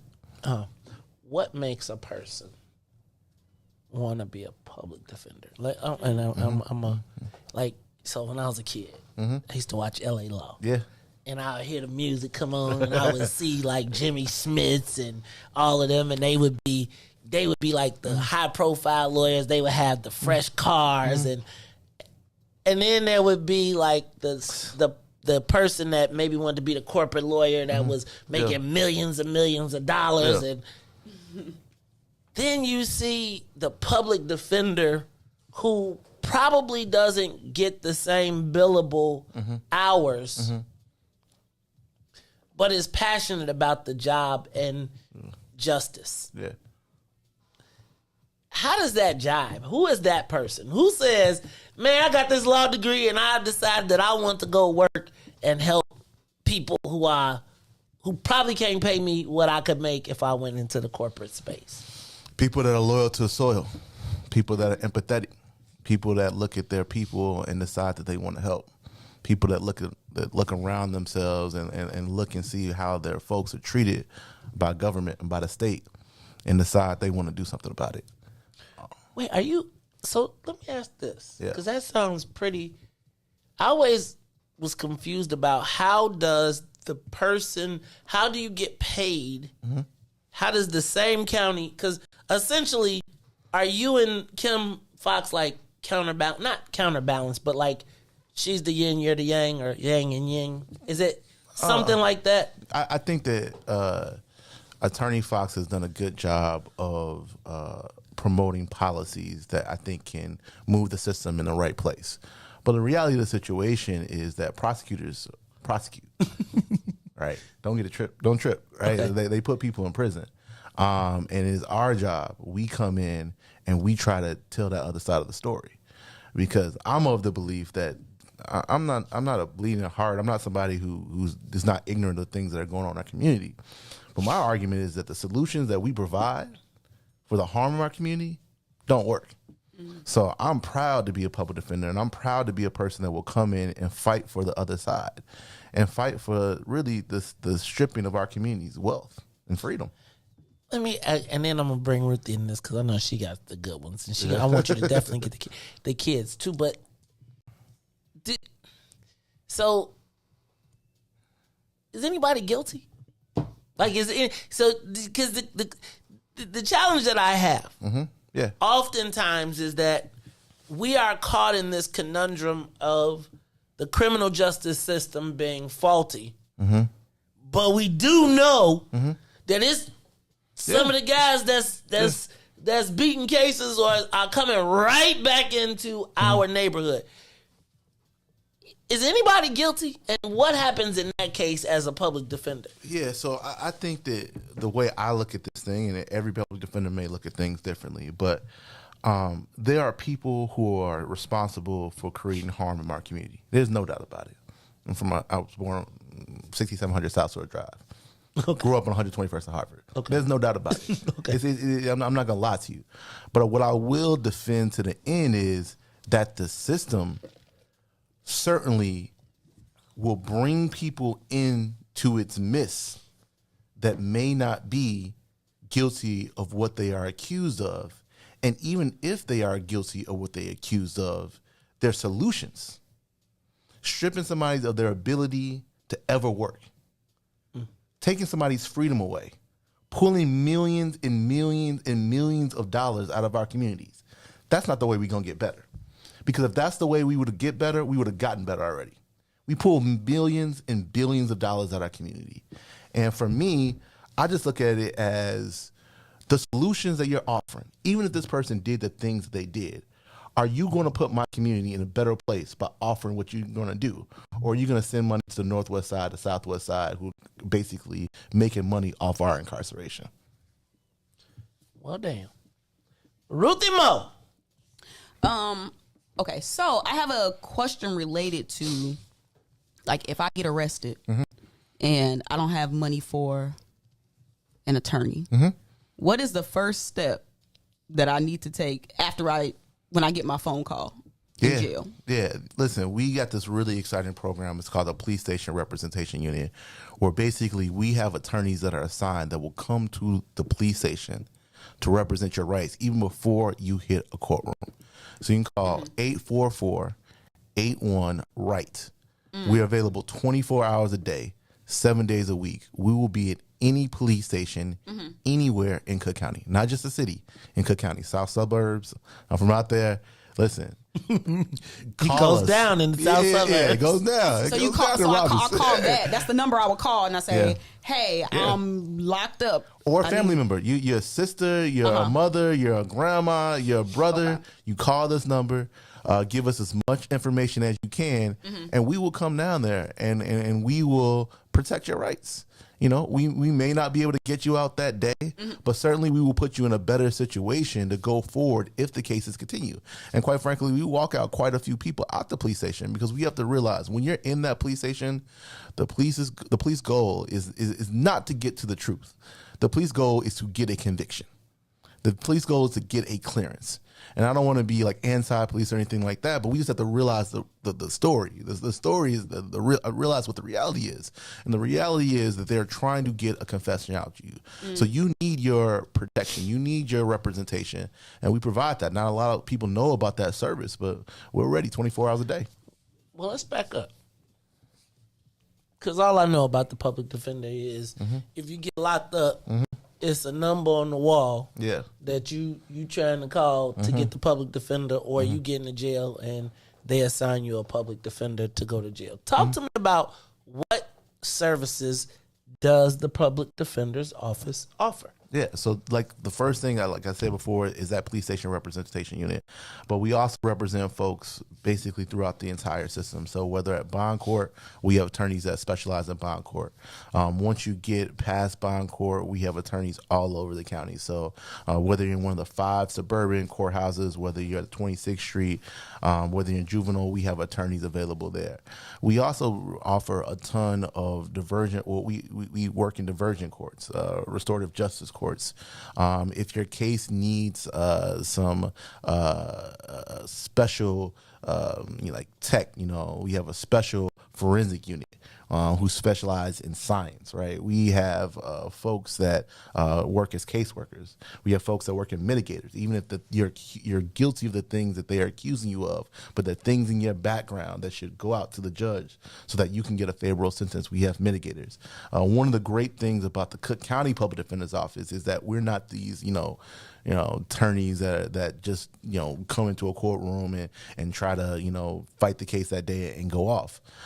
We do have a significant amount of options to represent your case. Now, it ain't perfect, and we can definitely talk about the resources that we need, but the Cook County Public Defender's Office is one of the preeminent offices in the country because of the people that we have available to us and the options we have, the resources we have. Hey, y'all, we are talking to Sharon R. Mitchell. He is the Cook County Public Defender. We're going to take a quick break.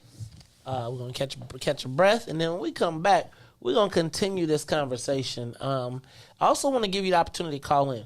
872-259-7474. 872-259-7474.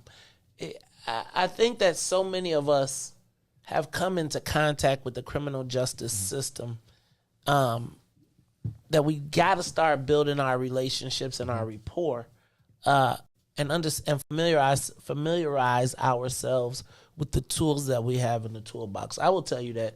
And I got to shout out to Angela. You know, I got to do it just because she is always getting me straight.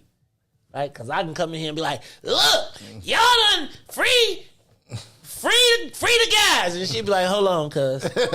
Some of the guys don't need to be free. Right? Now, we need to mitigate it. We need to make sure that they get treated right. But I do think that, you know, I when I'm on the campaign trail, I often hear judges say this is going to be, that judges on the campaign trail often say that it's important that we elect them because they are the closest that people will actually have to meeting and interacting with their government. And oftentimes when we are, whether if it's on the civil side, we're on defense. If it's on the criminal side, we're often on defense. And so I think it's very important, even as we go through this transformation of the criminal justice system. And I want to talk to you about that, like the criminal justice reform, the thoughts your thoughts on that, and how does it impact our community. Then I want to ask you about, what do you say when people say, how do you both get paid from the same people? Okay. Right? I really want to understand that because I think sometimes suspicion in our community comes from, hey, man, they getting paid from the same people. How come they going to get a prosecutors all the money and they going to give us a little budget? How does that, how do we make all that jive? And then what resources do you need? What do legislators, because we know they all listening, what do you need to run a better public defender's office, knowing that it's such a needed resource in our community? Look, this is the Maze Jackson Show. I'll be back after these messages with Sharon R. Mitchell. It's Ruthie, Riis, and Maze. We'll be back. The Maze Jackson Show will be back after this break. WIIFTVPM. Introducing your trusted source for high-quality Black emojis, better known as Blackmoji. We believe Black is beautiful, and that beauty should be reflected in the digital market. Now there is an app that does just that, starting with Black Greek letter organizations. Blackmoji D9 offers more than an emoji app. It is a cultural experience of Black excellence. Download the app in the Apple or Google Play Store to access a specially curated catalog of emojis representing the Divine Nine. Use the emojis to celebrate Black Week events, acknowledge current events, support social causes, and learn about esteemed Black Week members who blaze the trail of Black history. A portion of every subscription goes toward a scholarship fund specifically for members of Black Greek letter organizations to help keep the legacy alive. Download the Blackmoji app today. And now, traffic and weather. Good morning. What's in it for the Black People Media family? The time is now 7:34 a.m. and I'm Riis the Ruler with your traffic and weather report. In traffic on the Kennedy O'Hare to the Loop is 1 hour. Outbound to O'Hare will be 30 minutes. On the Eaton Deerfield to Exchange is 75 minutes. Outbound to Deerfield will be 45. On the Eisenhower, Thorndale to the Loop is 69 minutes. Back out to Thorndale will be 42. On the Stevenson from I-355 to the Dan Ryan is 1 hour. Outbound will be 47 minutes. The Bishop Ford I-80 to the Dan Ryan is 50 minutes. 30 minutes back out to I-80. The Dan Ryan is 24 minutes to the Loop, 16 minutes back out to 95th. DuSable Lakeshore Drive South, 55th to Jackson is 11 minutes. Jackson back to 55th will be 8. On the north side of things, Randolph to Bryn Mawr is 8 minutes. Bryn Mawr to Randolph is 16 minutes. Today's weather is currently 64 and sunny. Today will be a high of 77 with a low of 61. I'm Riis the Ruler. Now here's Valerie on the Maze Jackson Show.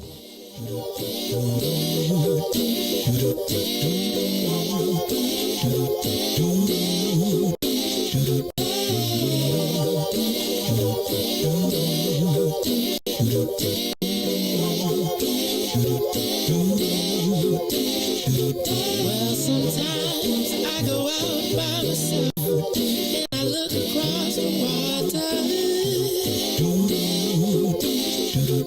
And I think of all the things what you're doing. And in my head I paint a picture. Since I've come home, well, my body's been a mess. And I miss your ginger hair and the way you like to dress. But won't you come on over? Stop making a fool out of me. Why don't you come on over,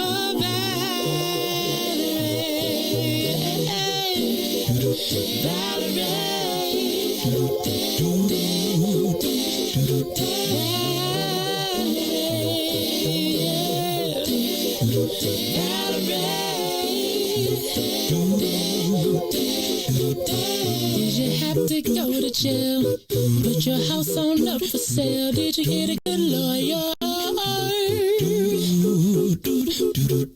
I hope you didn't catch a tan. I hope you find the right man who'll fix it for you. And are you shopping anywhere? Change the color of your hair. Are you busy? And did you have to pay this fine that you've been dodging all the time? Are you still dizzy? Since I've come home, well, my body's been a mess. And I miss your ginger hair and the way you like to dress. Won't you come on over? Oh, stop making a fool out of me. Why don't you come on over there?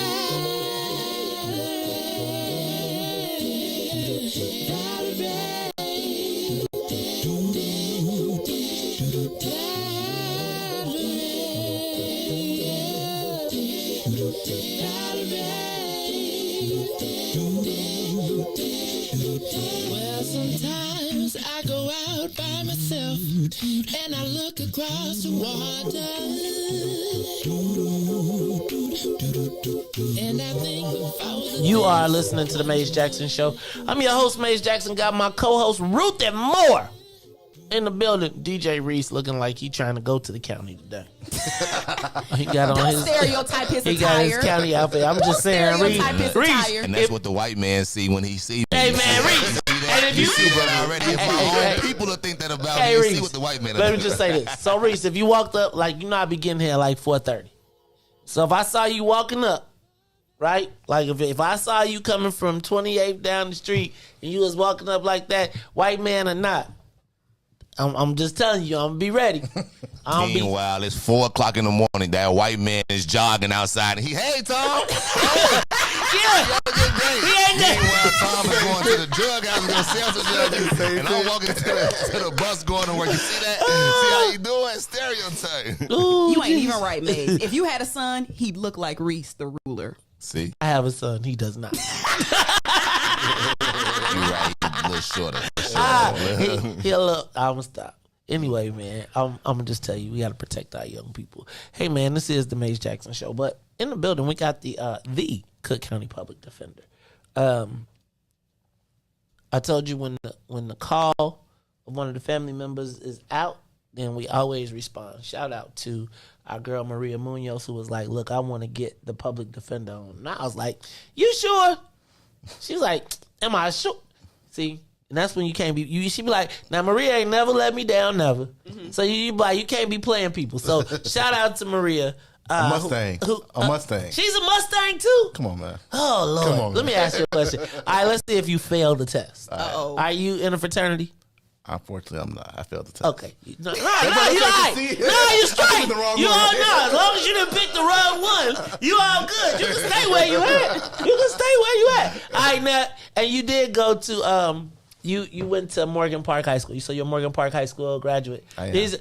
What is it about Morgan Park? Why y'all got a lot? It seems to be a tremendous amount of pride for Morgan Park. It's one of the now y'all got whooped in the high school. Okay. No, we had a high school pride contest, and actually Lindblom had the most school spirit. What's Lim Lim? Huh? What's Lim Lim? Oh!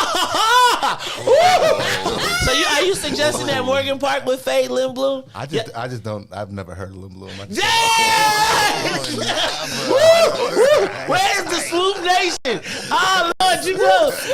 We got to cut. Look, we got to cut that and clip that because it seemed like there was shots fired. Boom, boom, boom, boom, boom, boom. All right. Hey man, you got to watch them Lim Bloom people. They're like a cult. They are like a cult. But Morgan Park, MP High, I hear a lot of people talk about Morgan Park High School. Talk to me about how growing up in Chicago, because that's a very interesting thing, because so many people that are in our government didn't grow up in the city. Talk to me about how that shapes your how you operate in the office of the public defender, growing up and knowing Chicago. Yeah, I drive down 119th in Hosted, driving to my mom's house, and I think about what government gives us and think about what that community needs. And that community, to me, that street needs investment. And the funny thing about it is that we invest in communities like that, places in my home, but instead of investing in the things that pull people up, that make people more wealthy, that make people more prepared to deal in this capitalist society, we invest with police and prisons. You go to that community, the people that make the most money in that community, that work in that community, are the people in the police station. People that are paid to take our people out of that community. So there are problems in our community, and that's what I grew up realizing, that there are problems in our community, but the solutions that are offered, I don't think are for us. And growing up, there was stuff going on, but I never was scared that I was gonna get hit by something. I was scared that I get arrested and that would derail my life, because it would. It's happened to people in my family. You get one arrest, you get one conviction, and you got a 40 or 50% decrease in your earning potential. So for me, I wanted to get out of a situation, but be able to stay rooted to it. And because I got out, I wanted to be able to help. And that's what affected me. That's the reason why I'm here. That's the reason why I've dedicated my career to either public defense or criminal justice policy. I haven't done anything else. This is all I do. The reason why I got this job is because this is what I do. I'm not trying to do anything else. I'm trying to make it better for the people that look like me, that came from the places I'm coming from. Man, how you gonna get paid though? Man, because dag dog. I don't even want to Google the salary, man. But it seemed like you got to do a lot of thankless stuff for being like a superpower. Look, man, you could take that and go be criminal defense lawyer of the whole world and make like $10,000 an hour, and then you could pass. You know, man, them criminal defense lawyers. I know Sam doing it. Right, I'm just saying. But listen. I will say this: we make a strong salary. It's a strong union. It's a good job. You can put your kids through college. You can buy a house. You can retire at a good age, and you can give something to your grandkids. Mm-hmm. So the public defender's office, we not eating ramen every day, unfortunately. Okay, good. No, that's good. But I don't want to act like it's something that you're gonna get rich off of. You're not. Dang, man, I thought you were supposed to be a lawyer, man. You ain't gonna get that bag. What about the bag, though, dog? What about the bag?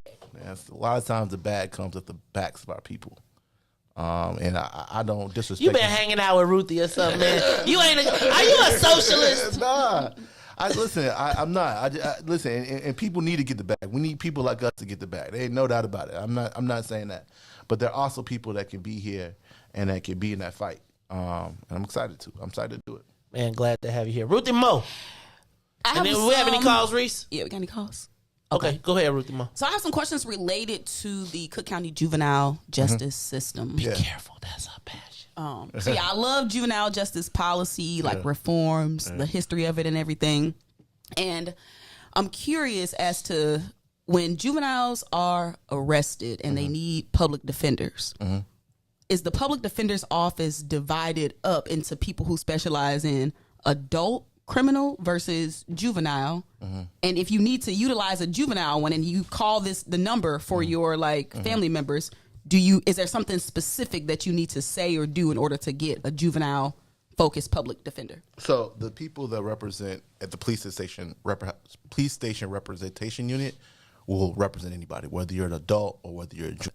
But once you actually get into your case, we have juvenile specialists. So we have a set of attorneys that do nothing but juvenile work. They specialize in that work. That's all they do. And I think they're some of the top juvenile attorneys really in the state. So you do get a level of specialization. They don't do anything else but juvenile work, and I think it shows in their work. So my follow-up question is so when I used to work at the juvenile detention center, and before the young people had to go to court, they will oftentimes complain about that they haven't talked to their PD. I haven't talked to my public defender. What types of systems or mechanisms are in place so that not 10, 15 minutes before the young people appear in court that they meet, but can they come to the centers to meet with the young people? Can they call them on the phone? Can there be some type of structured time where these young people can talk to their PDs at least a day or 2 or 3 or a week before they go into court? Because it creates such a level of anxiety within those young people and a lot of uncertainty. So what can be done to kind of help them be more prepared for court? Yeah, so I think there are a couple things there. I think the first thing is that there are, the public defender's office accounts for, of the county's public safety spending, accounts for 6% of the county's public safety spending. So when you count the public defender's office with the state's attorney's office, with the chief judge, and with the sheriff, we account for 6%, even though we represent, I think, half the system. The reality of that is that our numbers aren't as large as what they should be if we had an equitable system. So the impact of that is that you have attorneys sometimes that have more cases than what they should. Now, the juvenile situation is actually a little bit better. And I actually think that our caseloads are a little bit better in juvenile. But I think in that early appearance, sometimes we don't get on the case early enough, and sometimes those first appearances, we may have not had a long relationship as we'd want to with our clients. But as the case progresses, we should be in a situation where we're talking to our clients as much as they need to. And if those problems exist, then y'all got my number. Y'all can call me. That's my thought on that. I think, so I guess my bet would be with Ruthie because of her intimate relationship on the children's side. Probably calming that anxiety is probably something that would help move this process along. And I do think that somewhere in the mix, right, with all the attorneys, I know we talked about it off air, but as you talked about the advisory board, I do think that Ruthie being a vociferous advocate, I call myself the most vociferous advocate for black people. I think Ruthie might be the most vociferous advocate for young people that I know. Just connecting those dots so that we can, I feel like y'all got some kismet spirit, and I think there may be some opportunities there. Ruthie, what else you got?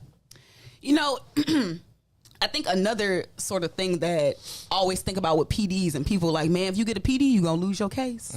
You go, there's the stigma and the stereotype kind of associated with that.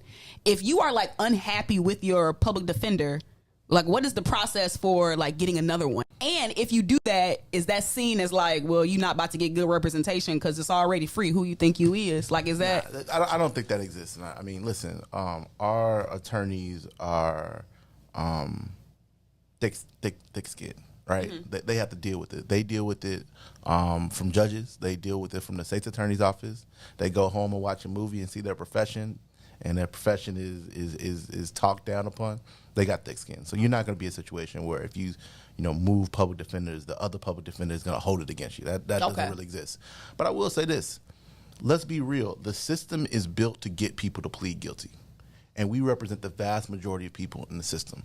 The system is built for people to plead guilty. They do everything that they can to get you to plead guilty. Now, as public defenders, if a state attorney makes an offer, we have to give you that offer. We can't just hold it. You have to have that information.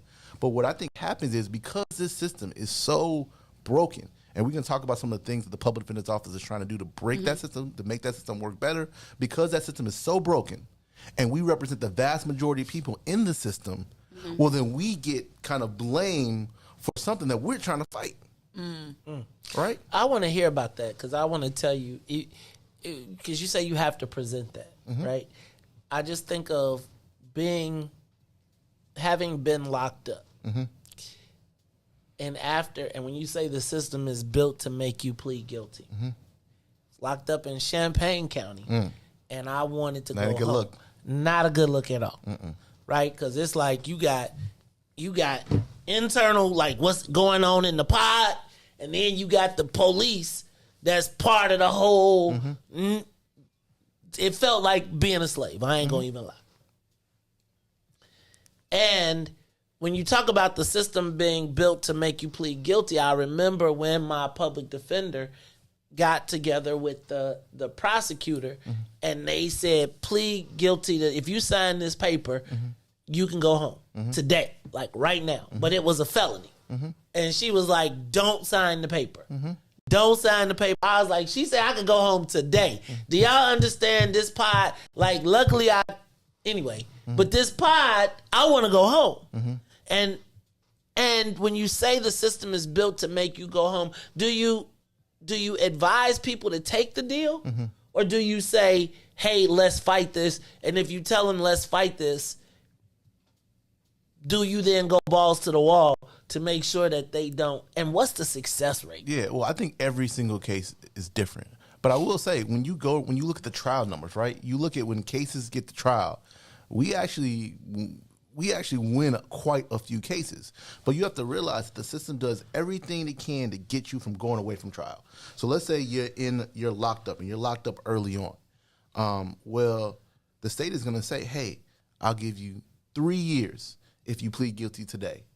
But if you go to trial for the same offense, no facts have changed, and you're found guilty, you'll get 21 years. Oof. Right?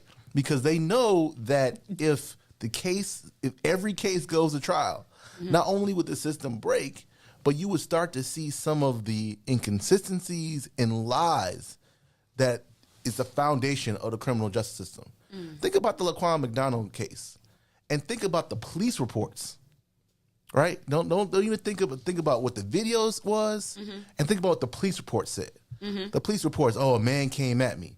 Oh, he came at me with a knife. And you look at that police report, and it's totally different from the video. And you see that in lots of different cases, and the system knows that. So what they do is they try to get you to plea. And as public defenders, we have to offer that plea. But with that said, I think that we have built a lot of things in our system, and we need to get better. But we've built a lot of things in our system that will allow for us to, once we get past that, defend people to their strongest ability. Now, I can't say, Maze, what should happen in every case, because like I said, it's 100,000 cases, right? And every case is different. But I will say, I think that the public defender's office has some of the finest attorneys in the county. And we are prepared to, if we need to go there, that's what the situation presents itself, we're going to put on a very, very strong case. We got people in our office that are just they're beasts. We got a person in the chat right now, to Kenya Nixon. I don't think money can buy an attorney as good as to Kenya Nixon. We have lots of those people in there. You know what? It was funny you say that. I was thinking about, and this is before you, but Preston Jones. Yeah. My fraternity brother. So Preston Jones, I interned for him in the public defender's office as a clerk. Did you? Yeah. Wow, how crazy is that? And I remember Preston, right, we're both Sigmas, and I remember Preston, I saw him as a public defender. He actually defended my death march, right, to be able to do the death march, and he'd get up and he does this whole flowery presentation, and I remember him going to college, and then, like we thought he was going to be like this, super corporate, like, and he turns out to be the public defender. And you talk to him, and it was like, I'd be like, man, he would be like, some of the most heinous cases he would be taking because he was concerned about just the delivery of justice. And it's weird to think that there are people who, even if you know something is not, even if that just believe that everybody should get a fair shake at trial. And it was just amazing. And so I do think about the people that are public defenders and kind of the things that they face and the challenges that they have to overcome to even be able to defend. Ruthie, what else you got? I know you got some in the. Yeah, Cook County is like huge and likely has like probably one of the largest like criminal justice. I don't want to call it an enterprise. Are you anti-government, by the way? Are you anti-government?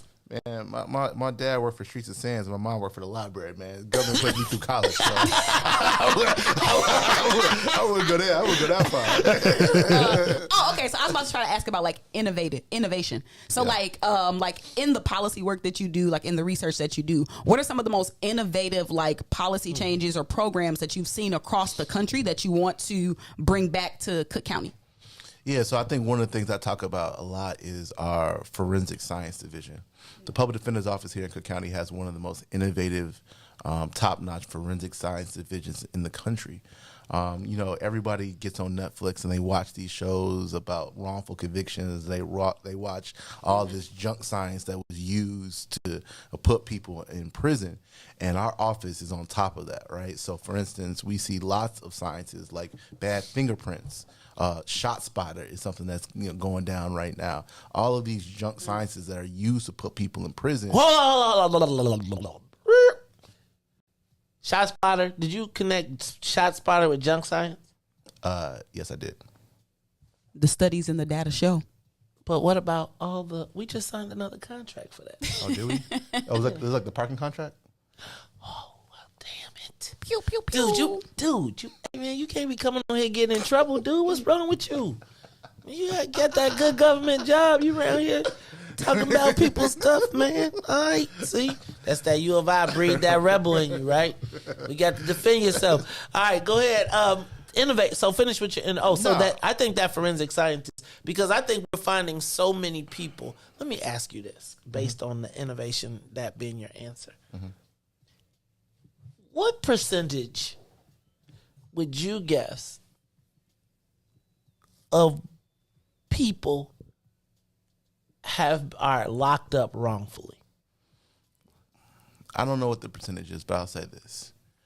When we ended the death penalty, we had exonerated more people than we had executed. Those are people that are accused of the most serious offenses, the people that you would think that we are most sure are guilty. So I can't tell you what the exact percentage is, but I can tell you when we got rid of the death penalty, we had exonerated more people than we had executed. I think the number is very uncomfortable. And even if somebody not uncomfortable. Yeah. Listen, the system builds us to think that we got bad people and we got good people. And the system puts bad people in prison so the good people can live. That's what they try to teach us throughout Law and Order, NYPD Blue. What is it? What? So what is it if it's not good and bad people? Because I ain't gonna lie to you. Yeah. I do. This is part of how we be getting into these conversations that get tense, because I do feel like there is. Now, I do say you got to get a ramp, right? Yeah. To get the good. Yeah. But it is sort of like good. I think the line between victim and perpetrator is much more blurry than people think it is. Come on. And I think that today's quote unquote perpetrator is yesterday's victim. I think the perfect and believing that just gets us in a bad place. The perfect thing, I'm gonna be frank with it, there's this attitude that we can sue gangs, and that will keep us safe. That's one of the Hey man, what are you doing? Are you on here shooting? Are you over here trying? Look, man, he over here shots firing. You shot firing right now. But go ahead. And like that, and what we know is that there is a blurry line between that. And the response to bad people and good people is, let's take resources away from the bad people, which live in the bad place, and let's give them police and prosecutors in prison instead of giving them what they need to reduce that harm. So, like I said, I think the number is very uncomfortable to people. I think we have a lot of people, far more people in prison that are innocent, far more people than people who are guilty but got away with it. Far more people. Well, damn. I really don't even think you can end it on nothing better than that. I don't. I do want to say it's a really, really dumb idea to try to sue gangs. That's an incredibly dumb idea. So we're going to have to have this conversation some more. Yeah, because y'all can't defend them, right? They won't have access to a public defender. Well, it's built on this theory that, like, this 80 cocaine cowboys theory that there are these rich gangs that are running violence based upon profits. And that's, if you, like, you've been looking up for, like, the last 20 years, you know that there are, like, over 800 sets in the city of Chicago, and these sets are, like, 3 or 4 people. So the idea that you can sue 3 or 4 people and you're going to somehow stop violence, and that's your solution you're talking to people about? Gotcha. She's a prosecutor, man. I think, listen, and I don't want to make it like it's anti to it, because I do think that there are good things that are happening. Like, I will say that, like, they are increasing their investment to violence prevention investments. How's that working out, though? It seems like they paying the Latinos and they shooting the black people. Listen, I think there are a lot of numbers that suggest that some of this violence prevention stuff is working, but it's not funded. Listen, 96% of the money that we spend on violence prevention, on public safety, goes to police, prisons, and prosecutors. 4% goes to actual prevention. Come on. 4%. 96% goes to jail bars and people who put people in jail bars, and 4% goes to trying to get people out that situation. So I think there's really good evidence that violence prevention stuff is working. There are some examples of it not working, but it's 96 to 4%. You can't blame the 4% when you give it 96% over here. I got one more question. Yeah. And you can tap out on this one if you choose to. You can tap out on it. Do you believe? Yes, sir. That there is a correlation between the police and the old and the protection of property being us? Do you think there is a correlation between the police and slavery? I say you go down to 26 in California, you look at Bond Court, and it looks a lot like a slave ship. And on that note, I'm gonna stop now, brother. Did I get you? Hold on. Did you got a couple? You might as well go ahead and give us the swag because you done gave us the. I got you orange and blue. Listen, these are our police station representation unit numbers. So the number is 844-81-RIGHT. 844-81-RIGHT. You can call that number, and a public defender will come to the police station and try to get you some freedom. Say, can I please speak to Sharon? Hey, my dog, Sharon. Hey, look, I'm just telling you, if I ever get, I'll be like, hey, dog, don't make me call Sharon on you. Don't make me call my dog down here. Look at this. This is what we're going to have to do, though. You know what you're going to need to do? We're going to need to get, you're going to have to get one of the public defender signs or something, and you're going to put that number on it, and we're going to put it somewhere in view in the studio, because I think I think that's tremendous. And next time I'm bringing Angie. Oh, man, you definitely bring Angie. Bring Angie, and, man, look, man. You look out for Angie if you can, because Angie be looking out for us, and she definitely tries to make sure that we give our people the correct information. Yeah. But she don't be taking no shorts. She be like, "Look, y'all can't be glorifying to say." She will keep it real with you real quick in a minute. Nah, she's amazing. All right, hey brother, did I hear you say though that we could get you to come back monthly? I'm here. All right, look, so we're going to do this once a month. Hey, and if y'all got a public defense, y'all got a PD, and y'all got an issue, wait till that once a month when we call. All right, y'all, this is the Maze Jackson Show. I'm your host, Maze Jackson, Ruthie Moore, DJ Riis. We have just spent an hour with Sharon R. Mitchell. He is the Cook County Public Defender. Look, y'all, when we come back, we'll have some more conversation. It's the Maze Jackson Show. The Maze Jackson Show will be back after this break. WIFTBPM. Broken screen, crash system. Are you in need of spyware or virus removal from your computer? Well, contact RPC Computer Repair in South Shore and let us help you with all your computer repair services and print needs. Need office or print production services, copies, scans, fax, or even notary service? Then stop by and support RPC Computer Repair and Print Shop located 1741 East 71st Street in the 71st Street corridor, newly revitalized South Shore areas, and let RPC be your one-stop shop, where we believe RPC is your PC. RPC Computer Repair is also a UPS access point where you can drop off and pick up your important packages. So let RPC be of service to you. Call RPC Computer Monday through Saturday, 8 a.m. through 6 p.m. at 773-966-4457. That's 773-966-4457. Visit RPC at rpccomputeringinc.com for more information. And now, traffic and weather. Good morning. What's in it for the Black People Media family? The time is now 8:07 a.m. And I'm Riis with your Chicagoland area sports, traffic, and weather update. In sports baseball, the AL Central champs took care of business last night as they beat the Reds 7-1.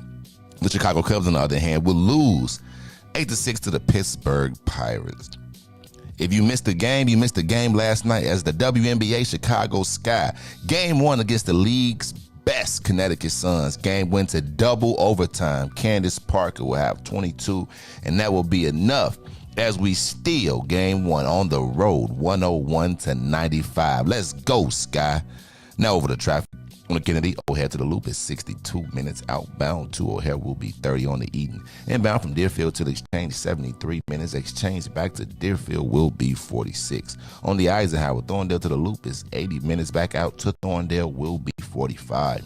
On the Stevenson from I-355 back to the Dan Ryan will be 67 minutes. Outbound will be 38. The Bishop Ford, I-80 to the Dan Ryan, 66 minutes. 30 minutes back out to I-80. The Dan Ryan, 24 minutes to the Loop, 16 minutes back out to 95th. DuSable Lakeshore Drive, got a little traffic. 55th to Jackson is 14 minutes. Jackson back to 55th will be 10. Randolph to Bryn Mawr will be 8, and Bryn Mawr back to Randolph on the north side is 18 minutes. Today's weather, it is currently 64 and sunny. Today will be a high of 77 with a low of 61. I'm Riis the Ruler, and here's So Good on the Mays Jackson Show.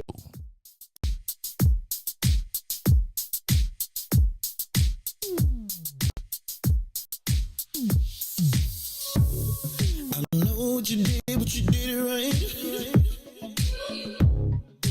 Girl, you make it look so easy. Everywhere you go, heads turning left and right. Can't say you a dime, you're a 20-piece. Cause girl, you're the reason I be acting funny. Everything in me telling me don't let you get away. And all the guys looking like they wanna love you. Every day in your body got nut over my dead body. Why you gotta look so good? Why you gotta look so good? Why you gotta look so good? With your hair done, nails done, when you put that clothes on. Why you gotta look so good? With your hair done, nails done, when you put that clothes on, girl. Why you gotta look so good? I can look and see you're not an average chick. You're shutting it down everywhere you go. Girl, I want you as bad as I wanna check. Cause you're sexy from head to toe. Girl, you're the reason I be acting funny. Back to the Mays Jackson Show. You are listening to the most dangerous show in the morning. This is What's in it for the Black People Radio. Mays Jackson. Mays Jackson, the most vociferous advocate for black people in the world. For Ruthie Moore, for Todd Stoger, I am the host of the Mays Jackson Show, asking every single day, what's in it for the black people? And if you don't like it, you can still tell them Mays said, Mayor Lightfoot, man, we ain't accepting that. We ain't accepting that. Let's go. Yeah. let's get down to business and go ahead and address the facts, man. Lightfoot seems more lesbian than black. Rahm Emanuel's another case, he was just as tired. 50 closed schools left much to be desired. Police had Anjanette naked on that body cam. They suppressed the footage so it couldn't touch a lot of hands. Reminds me of that 16 shots in that cover-up. Both of them similar, so I went and dug it up. George Floyd killed, a lot of riots happening in town. Southside burned and they wouldn't let them bridges down. Grandmother sick, need a prescription and plus a couple groceries. You gon' have to travel just to get it now. COVID-19 out here shutting all the business down. Not enough SBA loans to even give around. So many failed businesses that you can put them in the pile. If you don't survive the pandemic, it's gon' sit you down. We sing, dance, play ball, entertain, and crack jokes. Government invested black neighborhoods with crack smoke. System that milked us so bad, we got lactose. Still trying to find out what's in it for us black folks. We sing, dance, play ball, entertain, and crack jokes. Government invested black neighborhoods with crack smoke. System that milked us so bad, we got lactose. Still trying to find out what's in it for us black folks. Shout out to Willie Wilson, hope one day you get to Senate. We need some different players in the game to handle business. So many shady characters like Madigan and Blago. But when you really break it down, it's typical Chicago. City full of gangsters, it's what the land was built on. Same streets with hood legends, DNA get spilled on. Carjackers out here lurking, trying to get they steal on. Looking for a block to put them Hellcat wheels on. Lenders give bogus appraisals a red line. Car crackers out here getting minimal fair time. And up the seal carry, I stay with the pipe. But Illinois gun laws giving minimal rights. Stay up on the swivel, make sure I'm moving tight. Check all of my mirrors when I pull up to the light. Pick my homie up from out of town, man, he caught a flight. He was hella nervous, told him, shorty, this a way of life. We sing, dance, play ball, entertain, and crack jokes. Government infested black neighborhoods with crack smoke. System that milked us so bad, we got lactose. Still trying to find out what's in it for us black folks. We sing, dance, play ball, entertain, and crack jokes. Government infested black neighborhoods with crack smoke. System that milked us so bad, we got lactose. Still trying to find out what's in it for us black folks.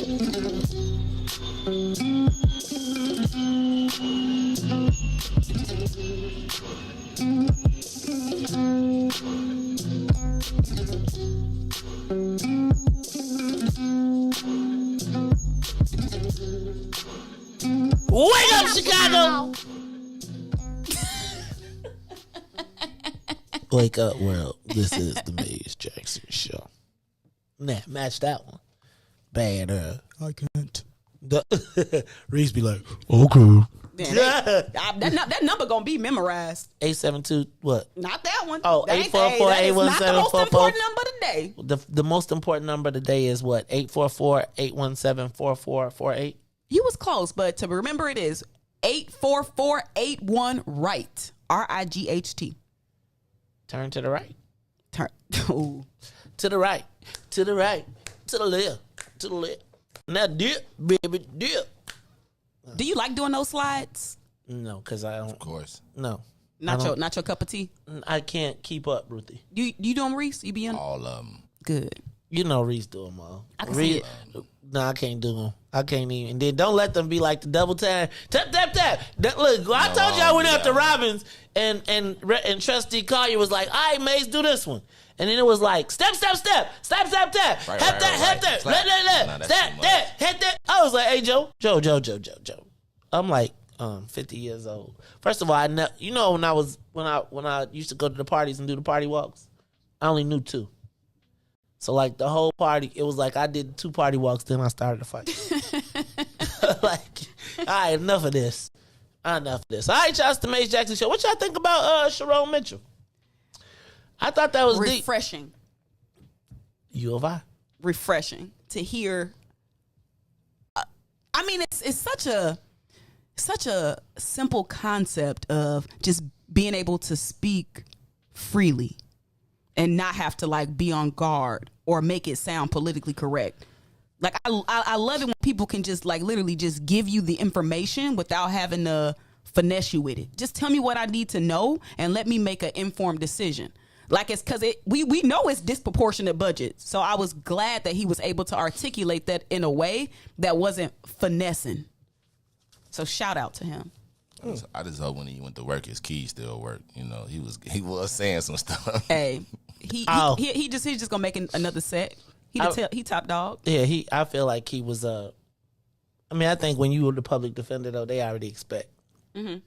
Right, you already expect like, yo, he to defend the bad guys. Mm-hmm. You already got. They probably expect him to be. It does speak to how important it is, though, for like homegrown talent to be in positions of power. That too. And I feel like it was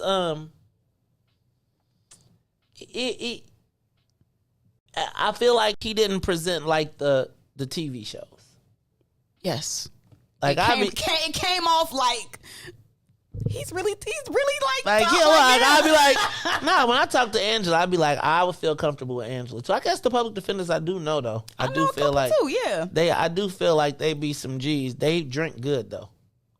It's like They used to be at job, though. They used to be at Rick's all the time getting smashed. I bet. Because I couldn't imagine some of the stuff. Now, you know when they be like, you know you did this. Don't come in here telling me about you was that. Some of the things I couldn't imagine, you know. This might be out. They probably should lift the marijuana drug test requirements for people who want those types of jobs. They should also lift the marijuana requirement for you coming to court. Because brothers going to jail just for how they smell when they walk in. Mm-hmm. Really? Yes. I know people that be coming to court faded, blue back, and you expect that when you do that you going. Really? Hold on. So let me ask you this. Mm-hmm. You believe that if you walked into a courtroom, right, blue back, mm-hmm. clearly blue back, smelling like you were blown back. Mm-hmm. You actually think that there's a possibility that you walk away not guilty? Yes. Of course, see you at the next court date. Is it against the law? Like, are you on papers and you supposed to have a clean drop or something? What if you was just in the car with somebody who gave you a ride because you ain't got no other way to get there and you just smell like it? You're gonna go to jail. Really? For smelling like... No, man. You're gonna get a guilty... The system can't be that bad. I know it done milked us and we got lactose. You're going to jail. Nah. Depend on... Hold on. Let me ask a question. Do you think that it doesn't have an impact on your case or how the judge appears? I thought the scales of justice were blind. They're not sniff proof. That ain't got nothing to do with how you smell. I'm just telling you. So so let me just tell y'all as gang. This is game. Like, now if you don't mind and you want to take a chance, you want to take a risk, go ahead, badass. No, I'm just saying I've literally showed up to court fried a couple of times and it would just continue. You wasn't facing no real case. Man, listen, you can, Maze, if you Google me, and I'm for real, you'll be like, this is Riis.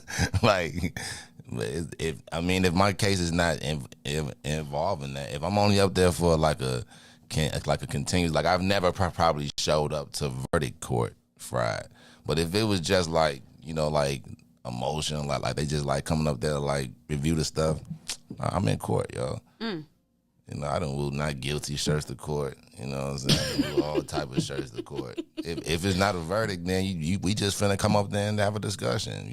What's this? Have he done this? Has he done that? That's what I'm saying. You know what? Like, but you know what? Do you appear that like at the end? Do you think all that adds up? It shouldn't have no impact. Do you think it doesn't? You know what? I think that's the difference between my generation and y'all generation is who's the judge? We kind of willing to push those types of envelopes.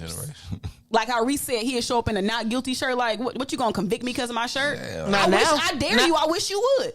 Okay, not now. I'm not. That's right. I would tell you it all adds up. Like it all adds up within the sentencing guidelines. But yes, without a doubt, I believe that if you smell like weed this time, I'm just telling you. I would tell you, having been in the presence of a lot of judges, right now, if they try and not like, especially if your judge is white. Now, if it's a black judge, they cut you slack. They be like, yeah, he only had an 8-ball. No, the 8 balls ain't going. You smell like marijuana. No. I'm not saying you can't. I'm saying like when they think about, they give slack. But I'm telling y'all like this. So I'm just giving y'all some game. If you are in a court case and all up until you go to your sentencing date where you put on your suit and tie, if you've been blasted, you've been blazed, if you ain't showed the court the respect that the court believes it's supposed to get, Oh yeah, it's good. They gonna hit your ass. But if I'm innocent, then what? Then they gonna figure out. Gonna make me guilty. So what did my man just say? What did my man just say about how many people are in jail? He said there's more people probably in jail than wasn't supposed to be. Think about it. Think about how many people came to court with an attitude or with a certain way, thinking just like you, who maybe it wasn't a traffic case. Maybe if they had, why do you think that that don't show up to court why do you think the white boys always got a suit on even if they in prison? I ain't wearing a suit neither. Okay. I'm just telling you. Okay. I'm just telling you. Like, do you think that there's a difference in a person being how the judge and jury views a person in a suit and a person that is just sitting there? Well, to be honest with you, if you have a lawyer, before you know what I'm saying, like before you even go to court, like your lawyer is going to call you and explain to you what's going to happen in court. Like I've never been to court and my lawyer explained to me, oh, this court is this. Oh, we bringing this, and this up. Oh, this court is just for this, and this. So if I know like I'm already in the court and ain't that, before I went to court and got every verdict I got, I knew like a month or something, a court is on April 28th. I went on April 28th. My lawyer called me like the beginning of April saying, well, there's going to be 2 months probation. You know, you're going to go in there and they're going to give you 2 months probation. That they have already set the verdict for me. So I'm already going in there. So you settled. I'm already, but like, I'm just saying it could have been like it started at like 7 years and then now I got 2 months probation. So I've already said, yes, I'm going to take the 2 months probation. When I show up there, I'm already in agreement with them with the 2-year probation. So it don't even matter. It don't even matter. It's already set in stone. I have agreed with my lawyer. So just because I come in there fried, is there any guilt involved? What guilt? Is there any guilt involved when you show up at the end? Do I feel guilty? No. What does the court say? When you plead for probation, is there a guilty plea at that point? It is a guilty plea. Okay, so that's all I'm saying.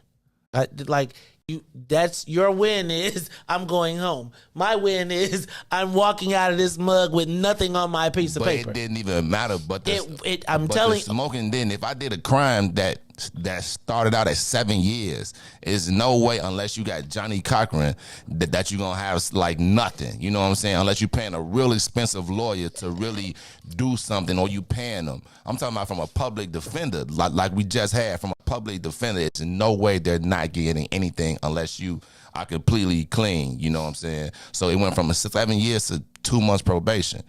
You know, you know what I'm saying? Couldn't get no better. I take it. Next. Yeah, I don't agree.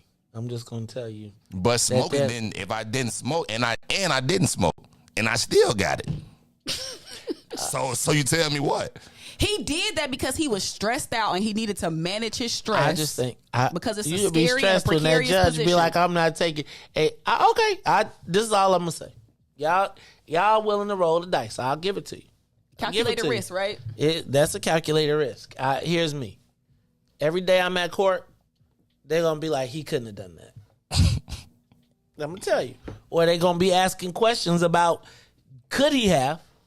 Like, I think right now, the difference is, and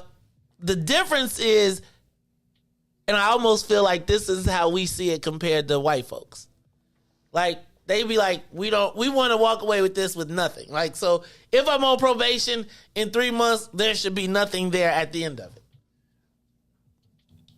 I know brothers that be like, shoot, I just got 1 felony out of that, but I ain't have to stay. And that's what it was, though. 2 years, you don't do nothing. It come off your record. Okay. I'm just saying like this. I'm telling you that how you appear matters. You cannot believe it. I think that might be your experience. I'm going to tell you like this. I would love to see the average of who goes, like what difference does how you look and how you present. Because I swear to God, I don't think I'm not going to say I've ever, but very rarely do you ever see people with real lawyers showing up just chilling. And if they do, a lot of times, I would tell you that your lawyer's doing you a disservice if they tell you just to show up. That's just me.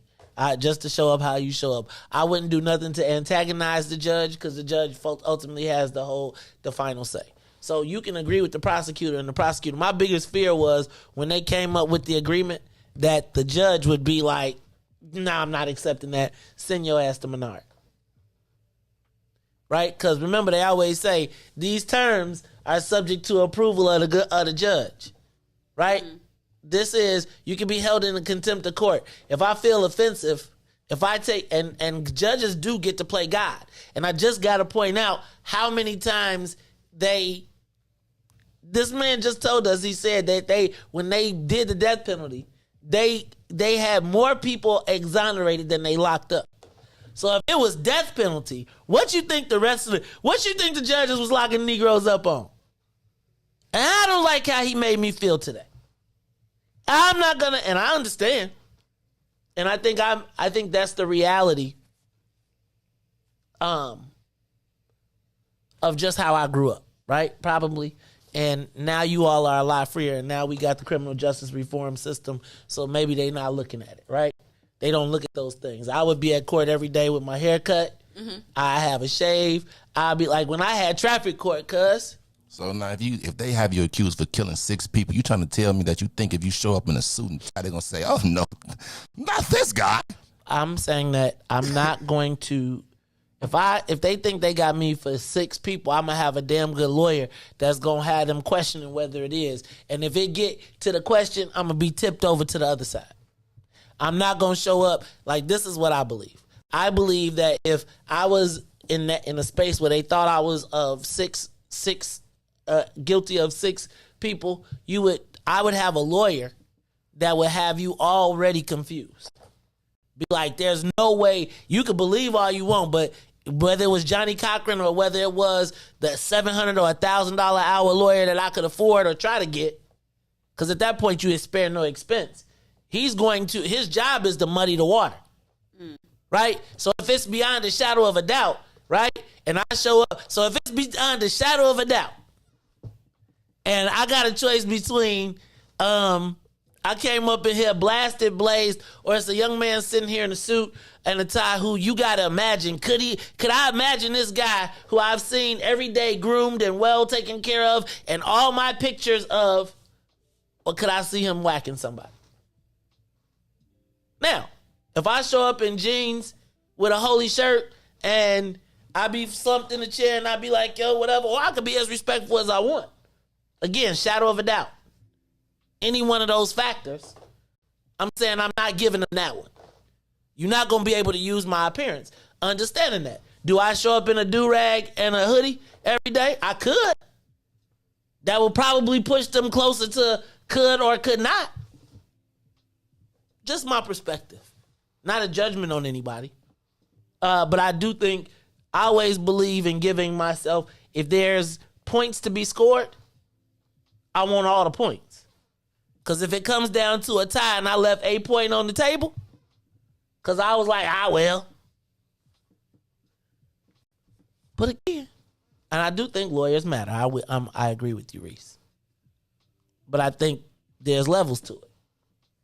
It's just levels to it. Some lawyers can walk into the room and be like, you could have committed 50 murders, but because they have a relationship and because they know how to muddy the waters, it's like, why some of them same white boys walk away? Because they invest heavy. It's a reason why people pay $1,000 for lawyers. But speaking of paying for lawyers, did y'all see about the mayor? I know we talked about this yesterday, but we got to stop. We got to stop, y'all. Did y'all see that the mayor, Anjanette Young, is kicking up more dust for the mayor?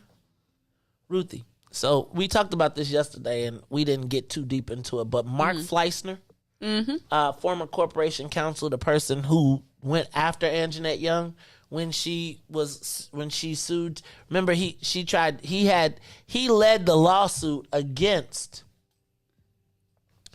Anjanette Young's lawyer, sued them for requesting and sharing the tape with CBS, and then he said, there was a big debate about whether he would resign or not, and he said he wasn't going to resign. The mayor said he wasn't going to resign, and then all of a sudden, he one day resigned and walked away. Now, Ruthie, during that time, he walked away begrudgingly.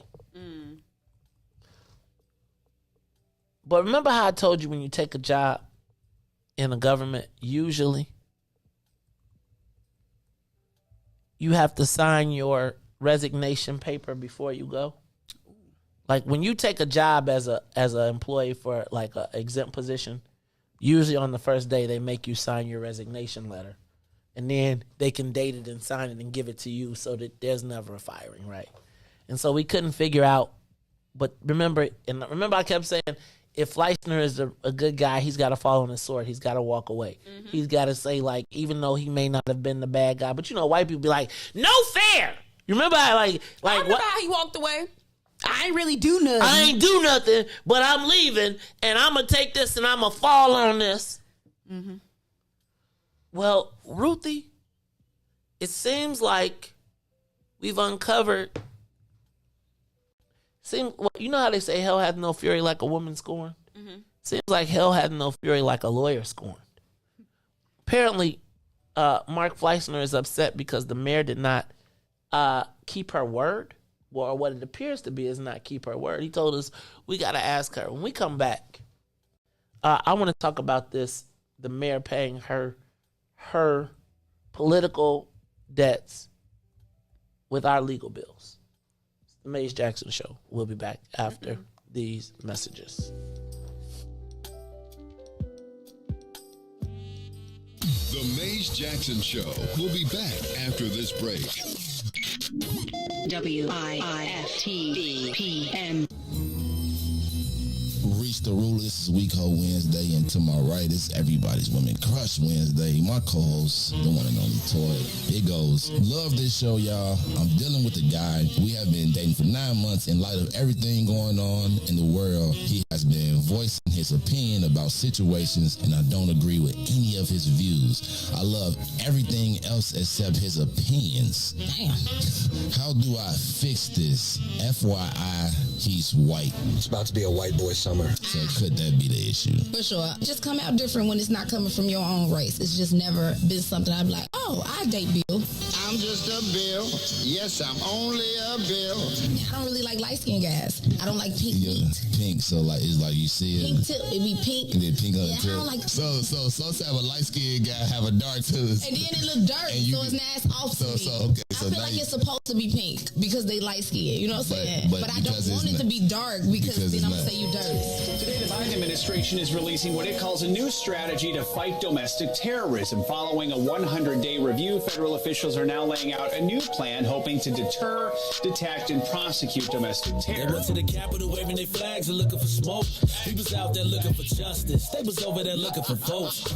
Ashley Babbitt was with him and told all the people that nothing could stop us. She climbed through the Capitol window, breached security, and called a shot, bro. The media say she a veteran. They paint the picture to make her look greater. But she disrespected the same country that she served. That makes her a traitor. They was fighting police, resisting arrest. On God, I couldn't believe it. I guess blue lives only tend to really matter when it's convenient. Hey, these are the times we witness in history. All because they didn't get a victory. United States is so contradictory. We get equal rights, that's a mystery. Politicians, they more like magicians. You know they got tricks up their sleeve. We point out the flaws that's up in this country. You know they gonna tell us to leave. Somebody try to help me understand it. Always seems like a double standard. They be out here leaving us empty-handed to certain rights we are not granted. The media is the culprit when it comes to the comparison. Cause when it comes to race, they always changing up the narrative. Terrorism. They say you a patriot, call you a hero. I call it terrorism. And that's on the real. You know what we know, I say it's terrorism. They say you a patriot, call you a hero. I call it terrorism. And that's on the real. You know what we know, I say it's terrorism. They say you a patriot, call you a hero. I call it terrorism. And that's on the real. You know what we know, I say it's terrorism. They say you a patriot, call you a hero. I call it terrorism. We still out here trying to get our reparations, but the government pump faking out here hesitating. I'm out here trying to keep my peace, so I keep meditating. The media make us look bad, they taint our reputation. Look, it's so sad that COVID causing toe tags. You claim you so patriotic, but you ain't wearing no mask. You out here wildin' with your MAGA flags and showing your ass. You wanna be part of some type of revolution so bad. Look, you talk revolution and constitutional rights, homie. I guess we forget forgot about back in the days when all of the business was whites only. Yeah. George Floyd got justice. Juneteenth got much respect. They made it a national holiday. Man, it's all good, but cut the check. They're giving out all of these vaccines, putting it in you like caffeine. Was it all in the part of the plan? I bet money like DraftKings. It's land of the free, home of the brave. 1776, we wasn't free till 1865, so we wasn't part of that shit. And that there's terrorism.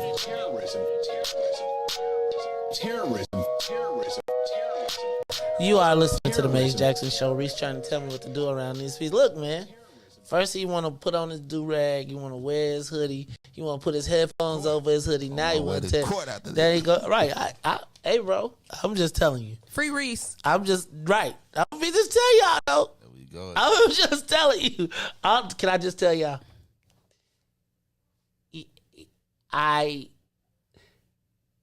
have seen too many. No, I hope. I get it. I don't want us to be making the mistakes of thinking. I don't know, man. It ain't a mistake. It's just, sometimes some people got to be the litmus test to put pressure on the whole system. I'm good. And if Riis feel like, you know what, I can take this risk to show them that I ain't gotta put on your suit and your tie. Man, I don't gotta play by y'all rules. And then so it was a calculated risk. I would not recommend it for the average person who ain't got a good attorney who's been keeping them abreast of what's happening. Because he's right. Most of the time, you already know what's about to happen before you go into court. I turn on the TV, I'd be like, oh, that nigga did it. I'd be like, I did it. See that? That's what I'm trying to say. It be our own people though, but you know, I be saying the white boys too. But do you see it? And they get off. And if you see how them think about when you see like a white boy, is he really ever in a suit? He's really never in a suit. Really, I'm not sure. He's unless it's like a cop or something. I want you to a high profile case. To go look right. But he's really never in a suit. He's probably in chains or in his jail suit 90% of the time. Why wouldn't he? You know what I'm saying? Like if you see him on bond court. If you watch the case, right? Like if you watch him at bond court, I'm just okay. I'll put money on your books, Riis, if you want to fight the power. But I don't need no money because I keep telling. The first time I ever went to jail, I was wrongly accused, and I had on a 3-piece suit. So it made no difference. Okay. It made no difference. I'm not. Okay. I'm just saying that it does make a difference, and I would hope that for anyone, like if I'm just telling you. Like, I feel you, and I'm just telling you, but I do think that we're not sending people in the right path, because as long as your generation ain't the people judging. Not yet. Okay. All I'm right, done. Not yet. Make sure you go and get you a nice little suit. If you cannot afford a suit, please go to your local thrift store. I'm sure they have you a suit for like $10. Sure, very nicely at court. If you need some money to get a haircut or anything, reach out to Riis. I know a good man that'll line you up for the low, and I'll pay for it for you. I want to make sure that you go into court and come right out. That's what I'm talking about, Riis. I mean, I think we should, give people good advice. And I don't know if you take chances with the court. Yes, shake the system up. Somebody got to take the chances, Maze. I'm just going to listen to what everybody say, like whatever you say. System that milked us so bad we got lactose. Still trying to figure out. I'll be like this. Usually I'm in court. It's not criminal. It's been Zoom. Look how people been all virtual. We've been virtual court. People been hey man, I'm not tripping. Finding guilty on Zoom. You ain't gonna never find me no more. Did you just sip your drink in my courtroom? This is my living room, Your Honor.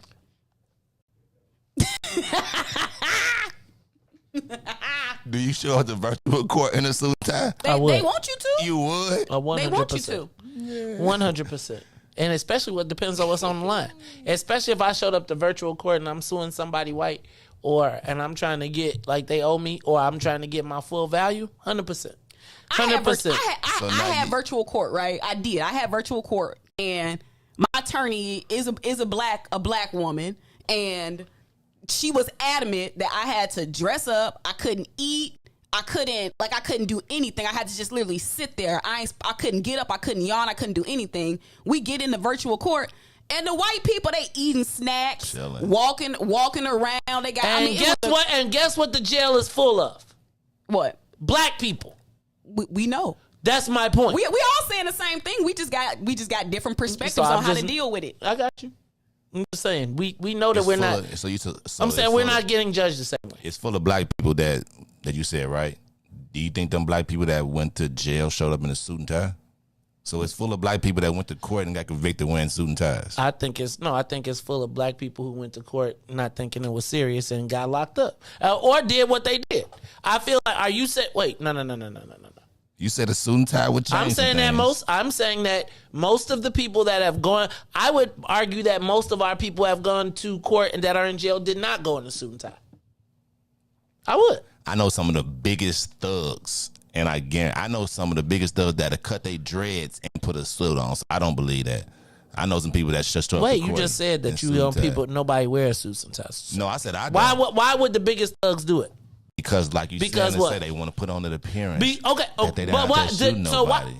Exactly. You know they want somebody that at least, if it's a benefit of if it is the shadow of a doubt, and I walk in with Murder 366 on my shirt, or I walk in with a suit and tie, that's the shadow of a doubt.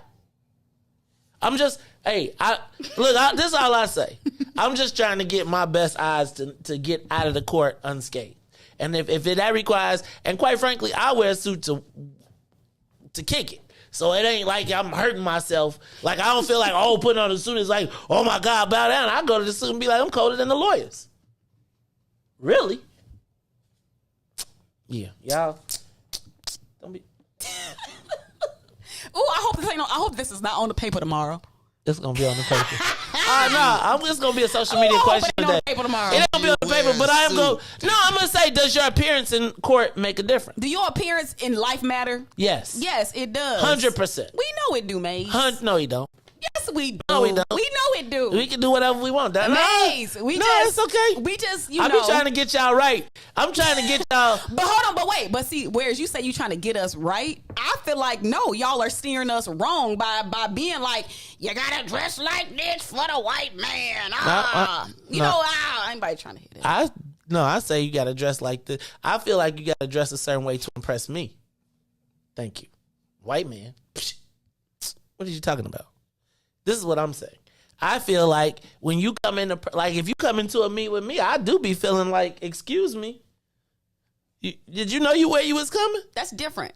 Did you know where you was coming? That's different, though. I'm when you come to see, I feel like there is when you come to see the wizard, you need to be dressed appropriately.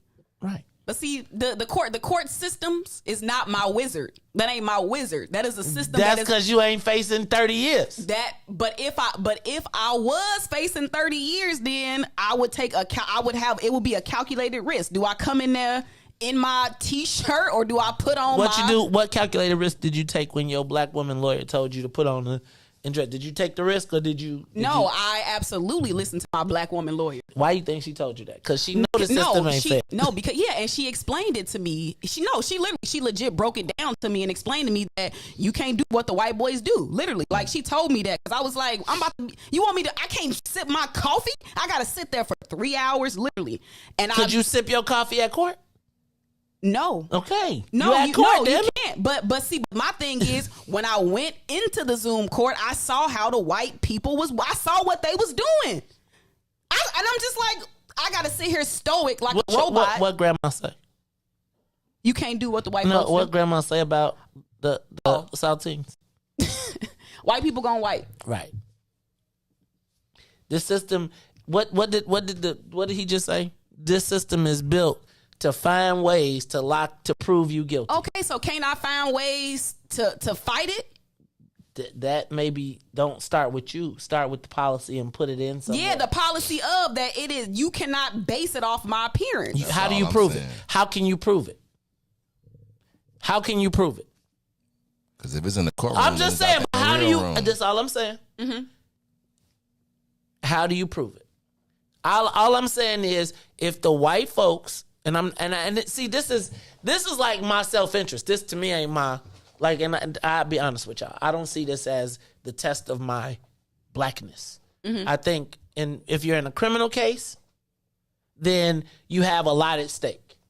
right? If you're the defendant, you're playing. I'm not taking chances with if I'm in a criminal case that could end up in jail. Yeah, that's why we say it's a calculated risk. I'm putting my best foot forward on that side. If it's a civil case and I have the opportunity to win money, guess what I'm gonna do? Put myself in the best position to win money. I'm not proving nothing to the man. Traffic court. Huh? Traffic court. Please don't tell me you showing up in a suit in a traffic court. 100%. 100% showing up to traffic court in a suit. And guess what? Can I tell you what? Every time I have, it's been dismissed. So prove me wrong. Just like Dr. Arwadi said, them ladies didn't die. Prove me wrong. I don't ever feel like you lose being overdressed.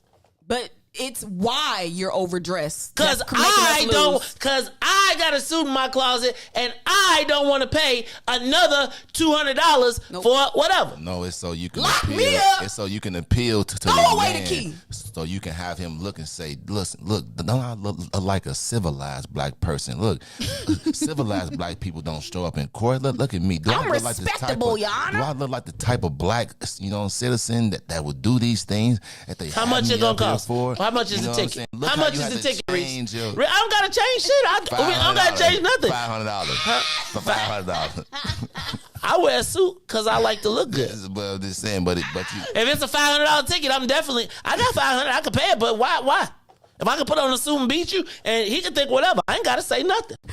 Okay, so Maze, yes. How is this any different from you going through a spurt of your life, whereas you wore your hair and you rebuffed the suit?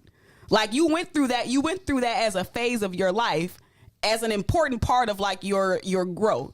So how is that any different from what Riis is saying? I'm saying I'm after coming out of it. Well, we still in it. Okay, so I'm right. So right, and after coming out of it, right, and figuring out the balance, I won. Mm-hmm. Right, like I feel like all things considered, right, and I had a 100%. I'm not tripping. I'm not mad at you for having your opinion. Mm-hmm. I'm saying that I can pull out a picture and I can tell you, and there are people who made money with me when we said, "Hey, I'm gonna go to every meeting in a jersey. I'm going to rock dreads and I'm going to wear this chain." And I can show you for 5 years I did that. Right? And people accepted me and they was like, that's cool. But my growth of business stagnated at a point. Right? So let's say I got to, $500,750 in revenue and then I froze. That was the top out. Now, I always tell my kids about the long way around. Right? I try to encourage them not to have to take the long way around, but I've bulldozed my way. Now, foolish pride, the willingness to take the long way around, got me to the same destination, but I did take the long way around. Now, if that's your choice, it's okay. I'm not saying that, but I am saying that looking back at suits and ties versus wearing a jersey and how I've been able to do for my family and do better. And I think it's all scalable because people back then was like, man, you at the top of your game. Like, man, look, you don't got to conform to nothing. You do whatever. Then when I got stuck at that number, I was like, well, there was a lot of other circumstances, right? But I think it all comes with age. It's like when I was 20, I told my parents they was bourgeois elites that stole me from the city and I should have grown up. It's all a development sport. It's all development. And I feel like that's not really my fight. Like, my fight is not to stand up to the man because I can prove to him that by wearing whatever I got, you can take my 5 or not take my 5. That's just not my fight. So I'm not mad at you for doing it. If my son was going to court, right? I'm not on whether we win, whether it's criminal or civil. Our goal is to win. Our goal at court ain't to prove no point. That's not our goal at court, to me. Now, if we going on a test case and we decided we going to challenge the system and that's what we going to do, that's one thing. But if the goal is to win, the judge is not my opposition. It's not the goal. Proving to the judge is not my goal. My goal is to either win the lawsuit and get the money and put myself in a best position to do that, or to avoid some negative repercussion from being on criminal defense. So I have to define what the win is to me. The win to me is not. The win to me is not the judge being able, is not me being able to stand up in clothing. That's just not my win in that. And I just think you have to assess what it is for you. And everybody's got risk that. assessment. Right. I believe we here, like, I totally understand exactly what you're saying. I know you wear a suit and all that, but to me, it's that bubble that I feel like it put me in. Like, I gotta do this, like, for you to see me who I am. If I'm not guilty, you know what I'm saying? Like, you trying to say that. How many people? If I come in if I don't wear a suit and tie, then they're gonna say, well, obviously, maybe it doesn't look like he's guilty, but I'm saying, why should the clothes decide if I either did it or I didn't? You know what I'm saying? I'm showing up to court to get judged on the crime and not my appearance. So again, I'm not. You are 100% right. That is how you would like the world to be. Let's talk about how the world is, right? So you are speaking in the ideal, and if you're willing to challenge that, that is your mission. I'm okay with that.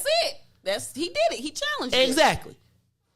In the case of, but when you're saying that, I just want you to understand that we just heard this man tell us that when they let people go, when they stopped banning the death penalty, there were more people exonerated than people killed. So I got to say that somewhere in the mix, the joints something ain't right. But how do you challenge that and how do you change it if it's not doing exactly what Riis I think it's policy. But you saying that's not your fight. That's not your battle. Right. But if that is his prerogative to express himself in that way. I'm all good with that. I just said all I said was I'm not advising anybody that I know that way. Like, my goal at court is not to prove. Like, if I'm going to court to prove a point, then it's a test case. Me and the lawyer have already worked it out. I'm not playing games with my own stuff. That's me. Mm-hmm. I hear you. Yeah. And you do what you want. I mean, this is the same thing we think about when we talked about the restaurants. This is the same. I grew up a certain way. Right? That's why I started off by saying this is just a generational divide. That's a fact. Definitely generational. So you're saying that it should be a policy. So they're gonna make a policy, a law that it doesn't matter. Like, you can't judge like someone on their clothes. A policy needs to be made for a human mind to understand that. Riis, we get $1 for every dollar a white person gets. We get 14 cents. What is it that you don't understand? Like, when we talk about 1 in 4 black kids goes to an underdeveloped school, this whole system is built to screw us. So if you're trying to act like it's fair, then I'm just going to be honest with you, it's not. And so all I'm suggesting is, and if you want to fight in the court, you can. So I got one last thing now. Because the world isn't fair, so in order for us to, not have anything happen to us, we need to abide by those rules that has already been set in place. Because if we try to change them or try to, battle with them, then that's not the right way, because we can't do what the white people do. Why? Because like you said, when you went out to eat, that white man put his cup on your table because he can do what he want to do. A black man is trained, don't do that. You know what I'm saying? So because it's set like that, man, you can't really, man, you can't really do it. So now I'm going to train my child the same way. My child going to train his child the same way. It's never going to break until somebody say, hey, I understand it's not made like that, but why isn't it made like that? Why isn't it fair? So until we going to fight for fairness, you either going to fight for fairness, and then you look there like, oh, man, Riis, you're anti, or you abide by, you be like, that's what you're supposed to do. You're supposed to wear a good suit there, sit up straight. Like, I think our generation is looking like, nah, like, if I didn't do it, nah. I am who I am. Accept me for who I am. Black people, stand up. That's your choice. Come on, Riis. That's your choice, right? And I feel like that's the platform. If that's the place that you choose, if your clothes are what you choose to make your battle, then that's your piece. And again, it all depends on what you got at stake. Now, you wear whatever you want to wear to court. Again, my goal is, what are you trying to win? My goal is not trying to win social approval from the court. If I'm in court, if I got to deal with court, I'm either in a lawsuit and I want to win the lawsuit and win my money and move on, or I want to escape the criminal space. That's it. Them are my two objectives. Everything else, I do all that other stuff on the What's in It for the Black People platform or the Maze Jackson page. I think that my job in your case is to fight, is to support you. So if you call me and say, hey, Joe, I need bail, I'd be like, I got 20 on it. I got 50 on it. I got 100 on it, right? If that was your fight. But I'm not going to say run up that hill. That's not what I'm going to do. And I think that I do think there are rules in life. Like there are certain things to me that require certain. Do you want should your lawyer show up in a suit? Do you care if your lawyer shows up in a suit? He at work. I mean, but No. So can your lawyer show up in a not guilty shirt and gym shoes and jeans and come in blow? if my lawyer has 100% success rate, name me one that's got it. That's two different questions. Okay, so when has there been 100? Okay, so has there ever been 100% a success rate for black people not going to jail? No, but I'm just saying, like, if this was a bomb lawyer, and like, man, and that lawyer has never lost, and if that, hey, where does it exist? How can I tell you? If was a fifth, we all be drunk. It doesn't exist because if your lawyer shows so is that up the like lawyer? that, So if you showed up to the meeting, so let me just ask you, if your lawyer shows up, red eyes, no, and he go in front of the judge. He is a badass lawyer. He know his law. You good? $1,000 an hour. You good? $500 an hour. You good? You know his job. Okay.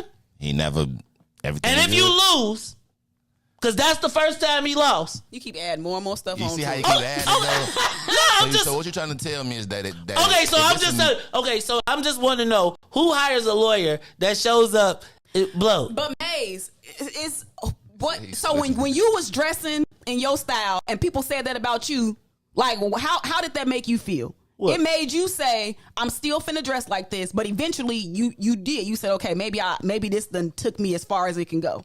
So like you got to remember that you too experienced a style of dress and expression that was against the norm of what they told you could do. That's not in a courtroom.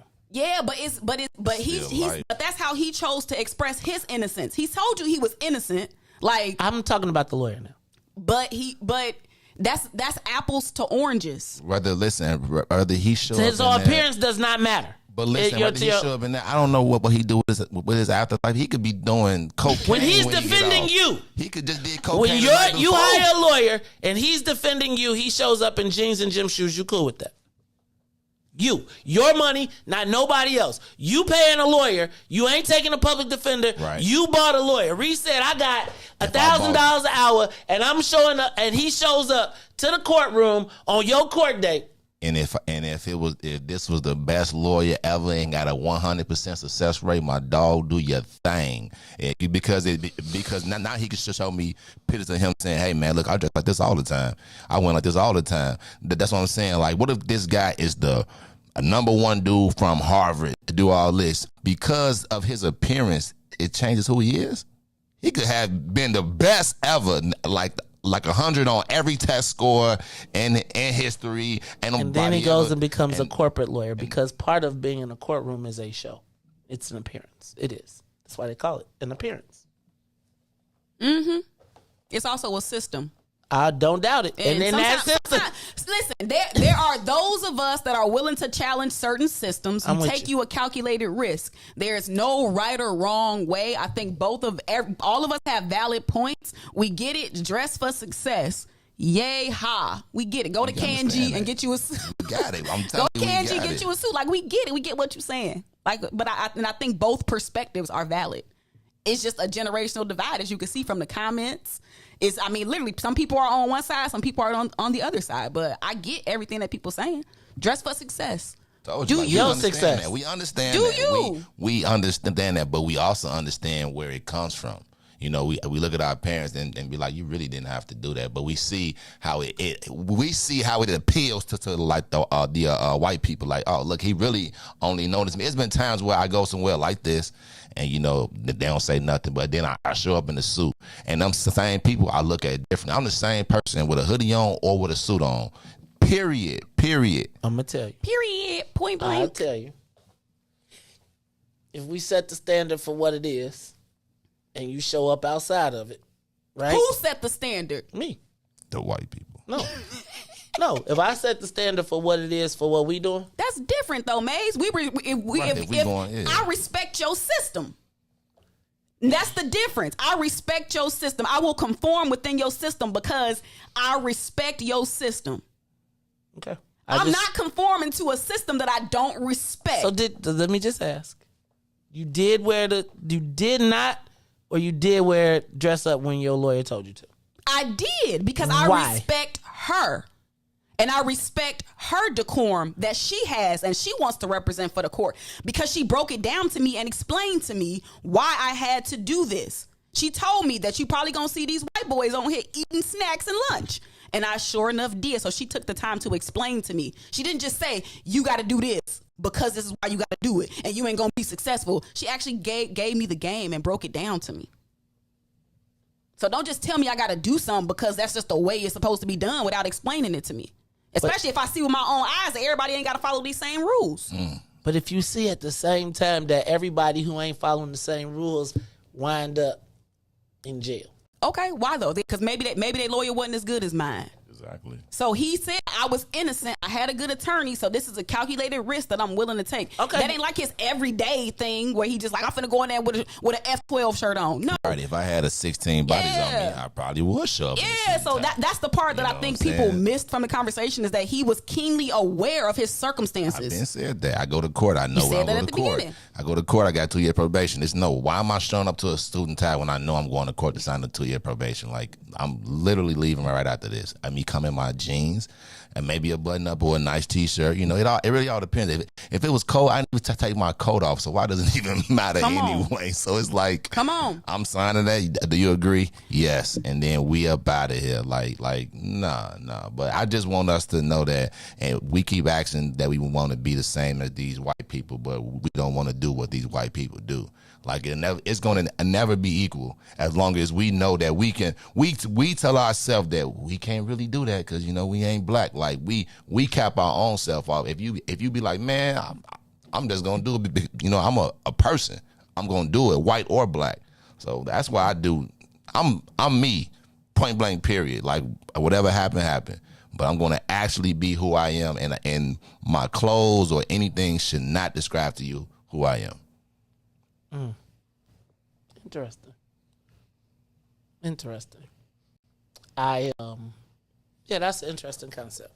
And I'm gonna stop it right there because I gotta go somewhere. Because this would be a great conversation. I know Ruthie gotta go to work too. So look, this is the Maze Jackson Show. I'm your host, Maze Jackson. Got my co-host Ruthie Moore, my man DJ Riis the Ruler. This is the Maze Jackson Show. Don't forget we got a full lineup tonight. So we got 1 to 3. We got the green side of things. Then we got New Era Chicago, which is the new Wednesday night number 1. That means Riis probably gonna be in here in a bow tie and thong today, because we gotta get ready for White Down Thursdays. Don't forget, we also got Chris the Critic in the zone, and then we close it out with Weeko Wednesday. This is the Maze Jackson Show. Every day asking, what's in it for the black people? And if you don't like it, you can still tell them. Maze said, we out of here. Peace.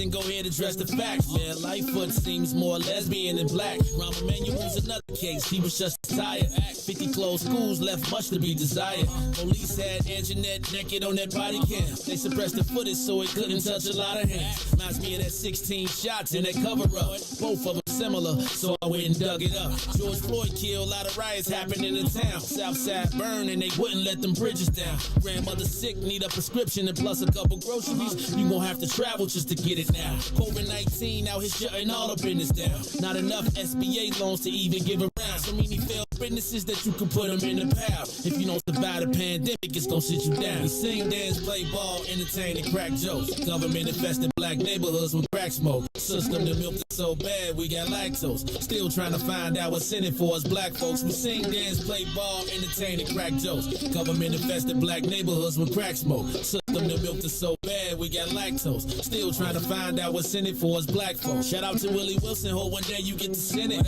We need some different players in the game to handle business. So many shady characters like Madigan and Blotto. But when you really break it down, it's typical Chicago. City full of gangsters, it's what the land was built on. Same streets with hood legends, DNA gets spilled on. Carjackers out here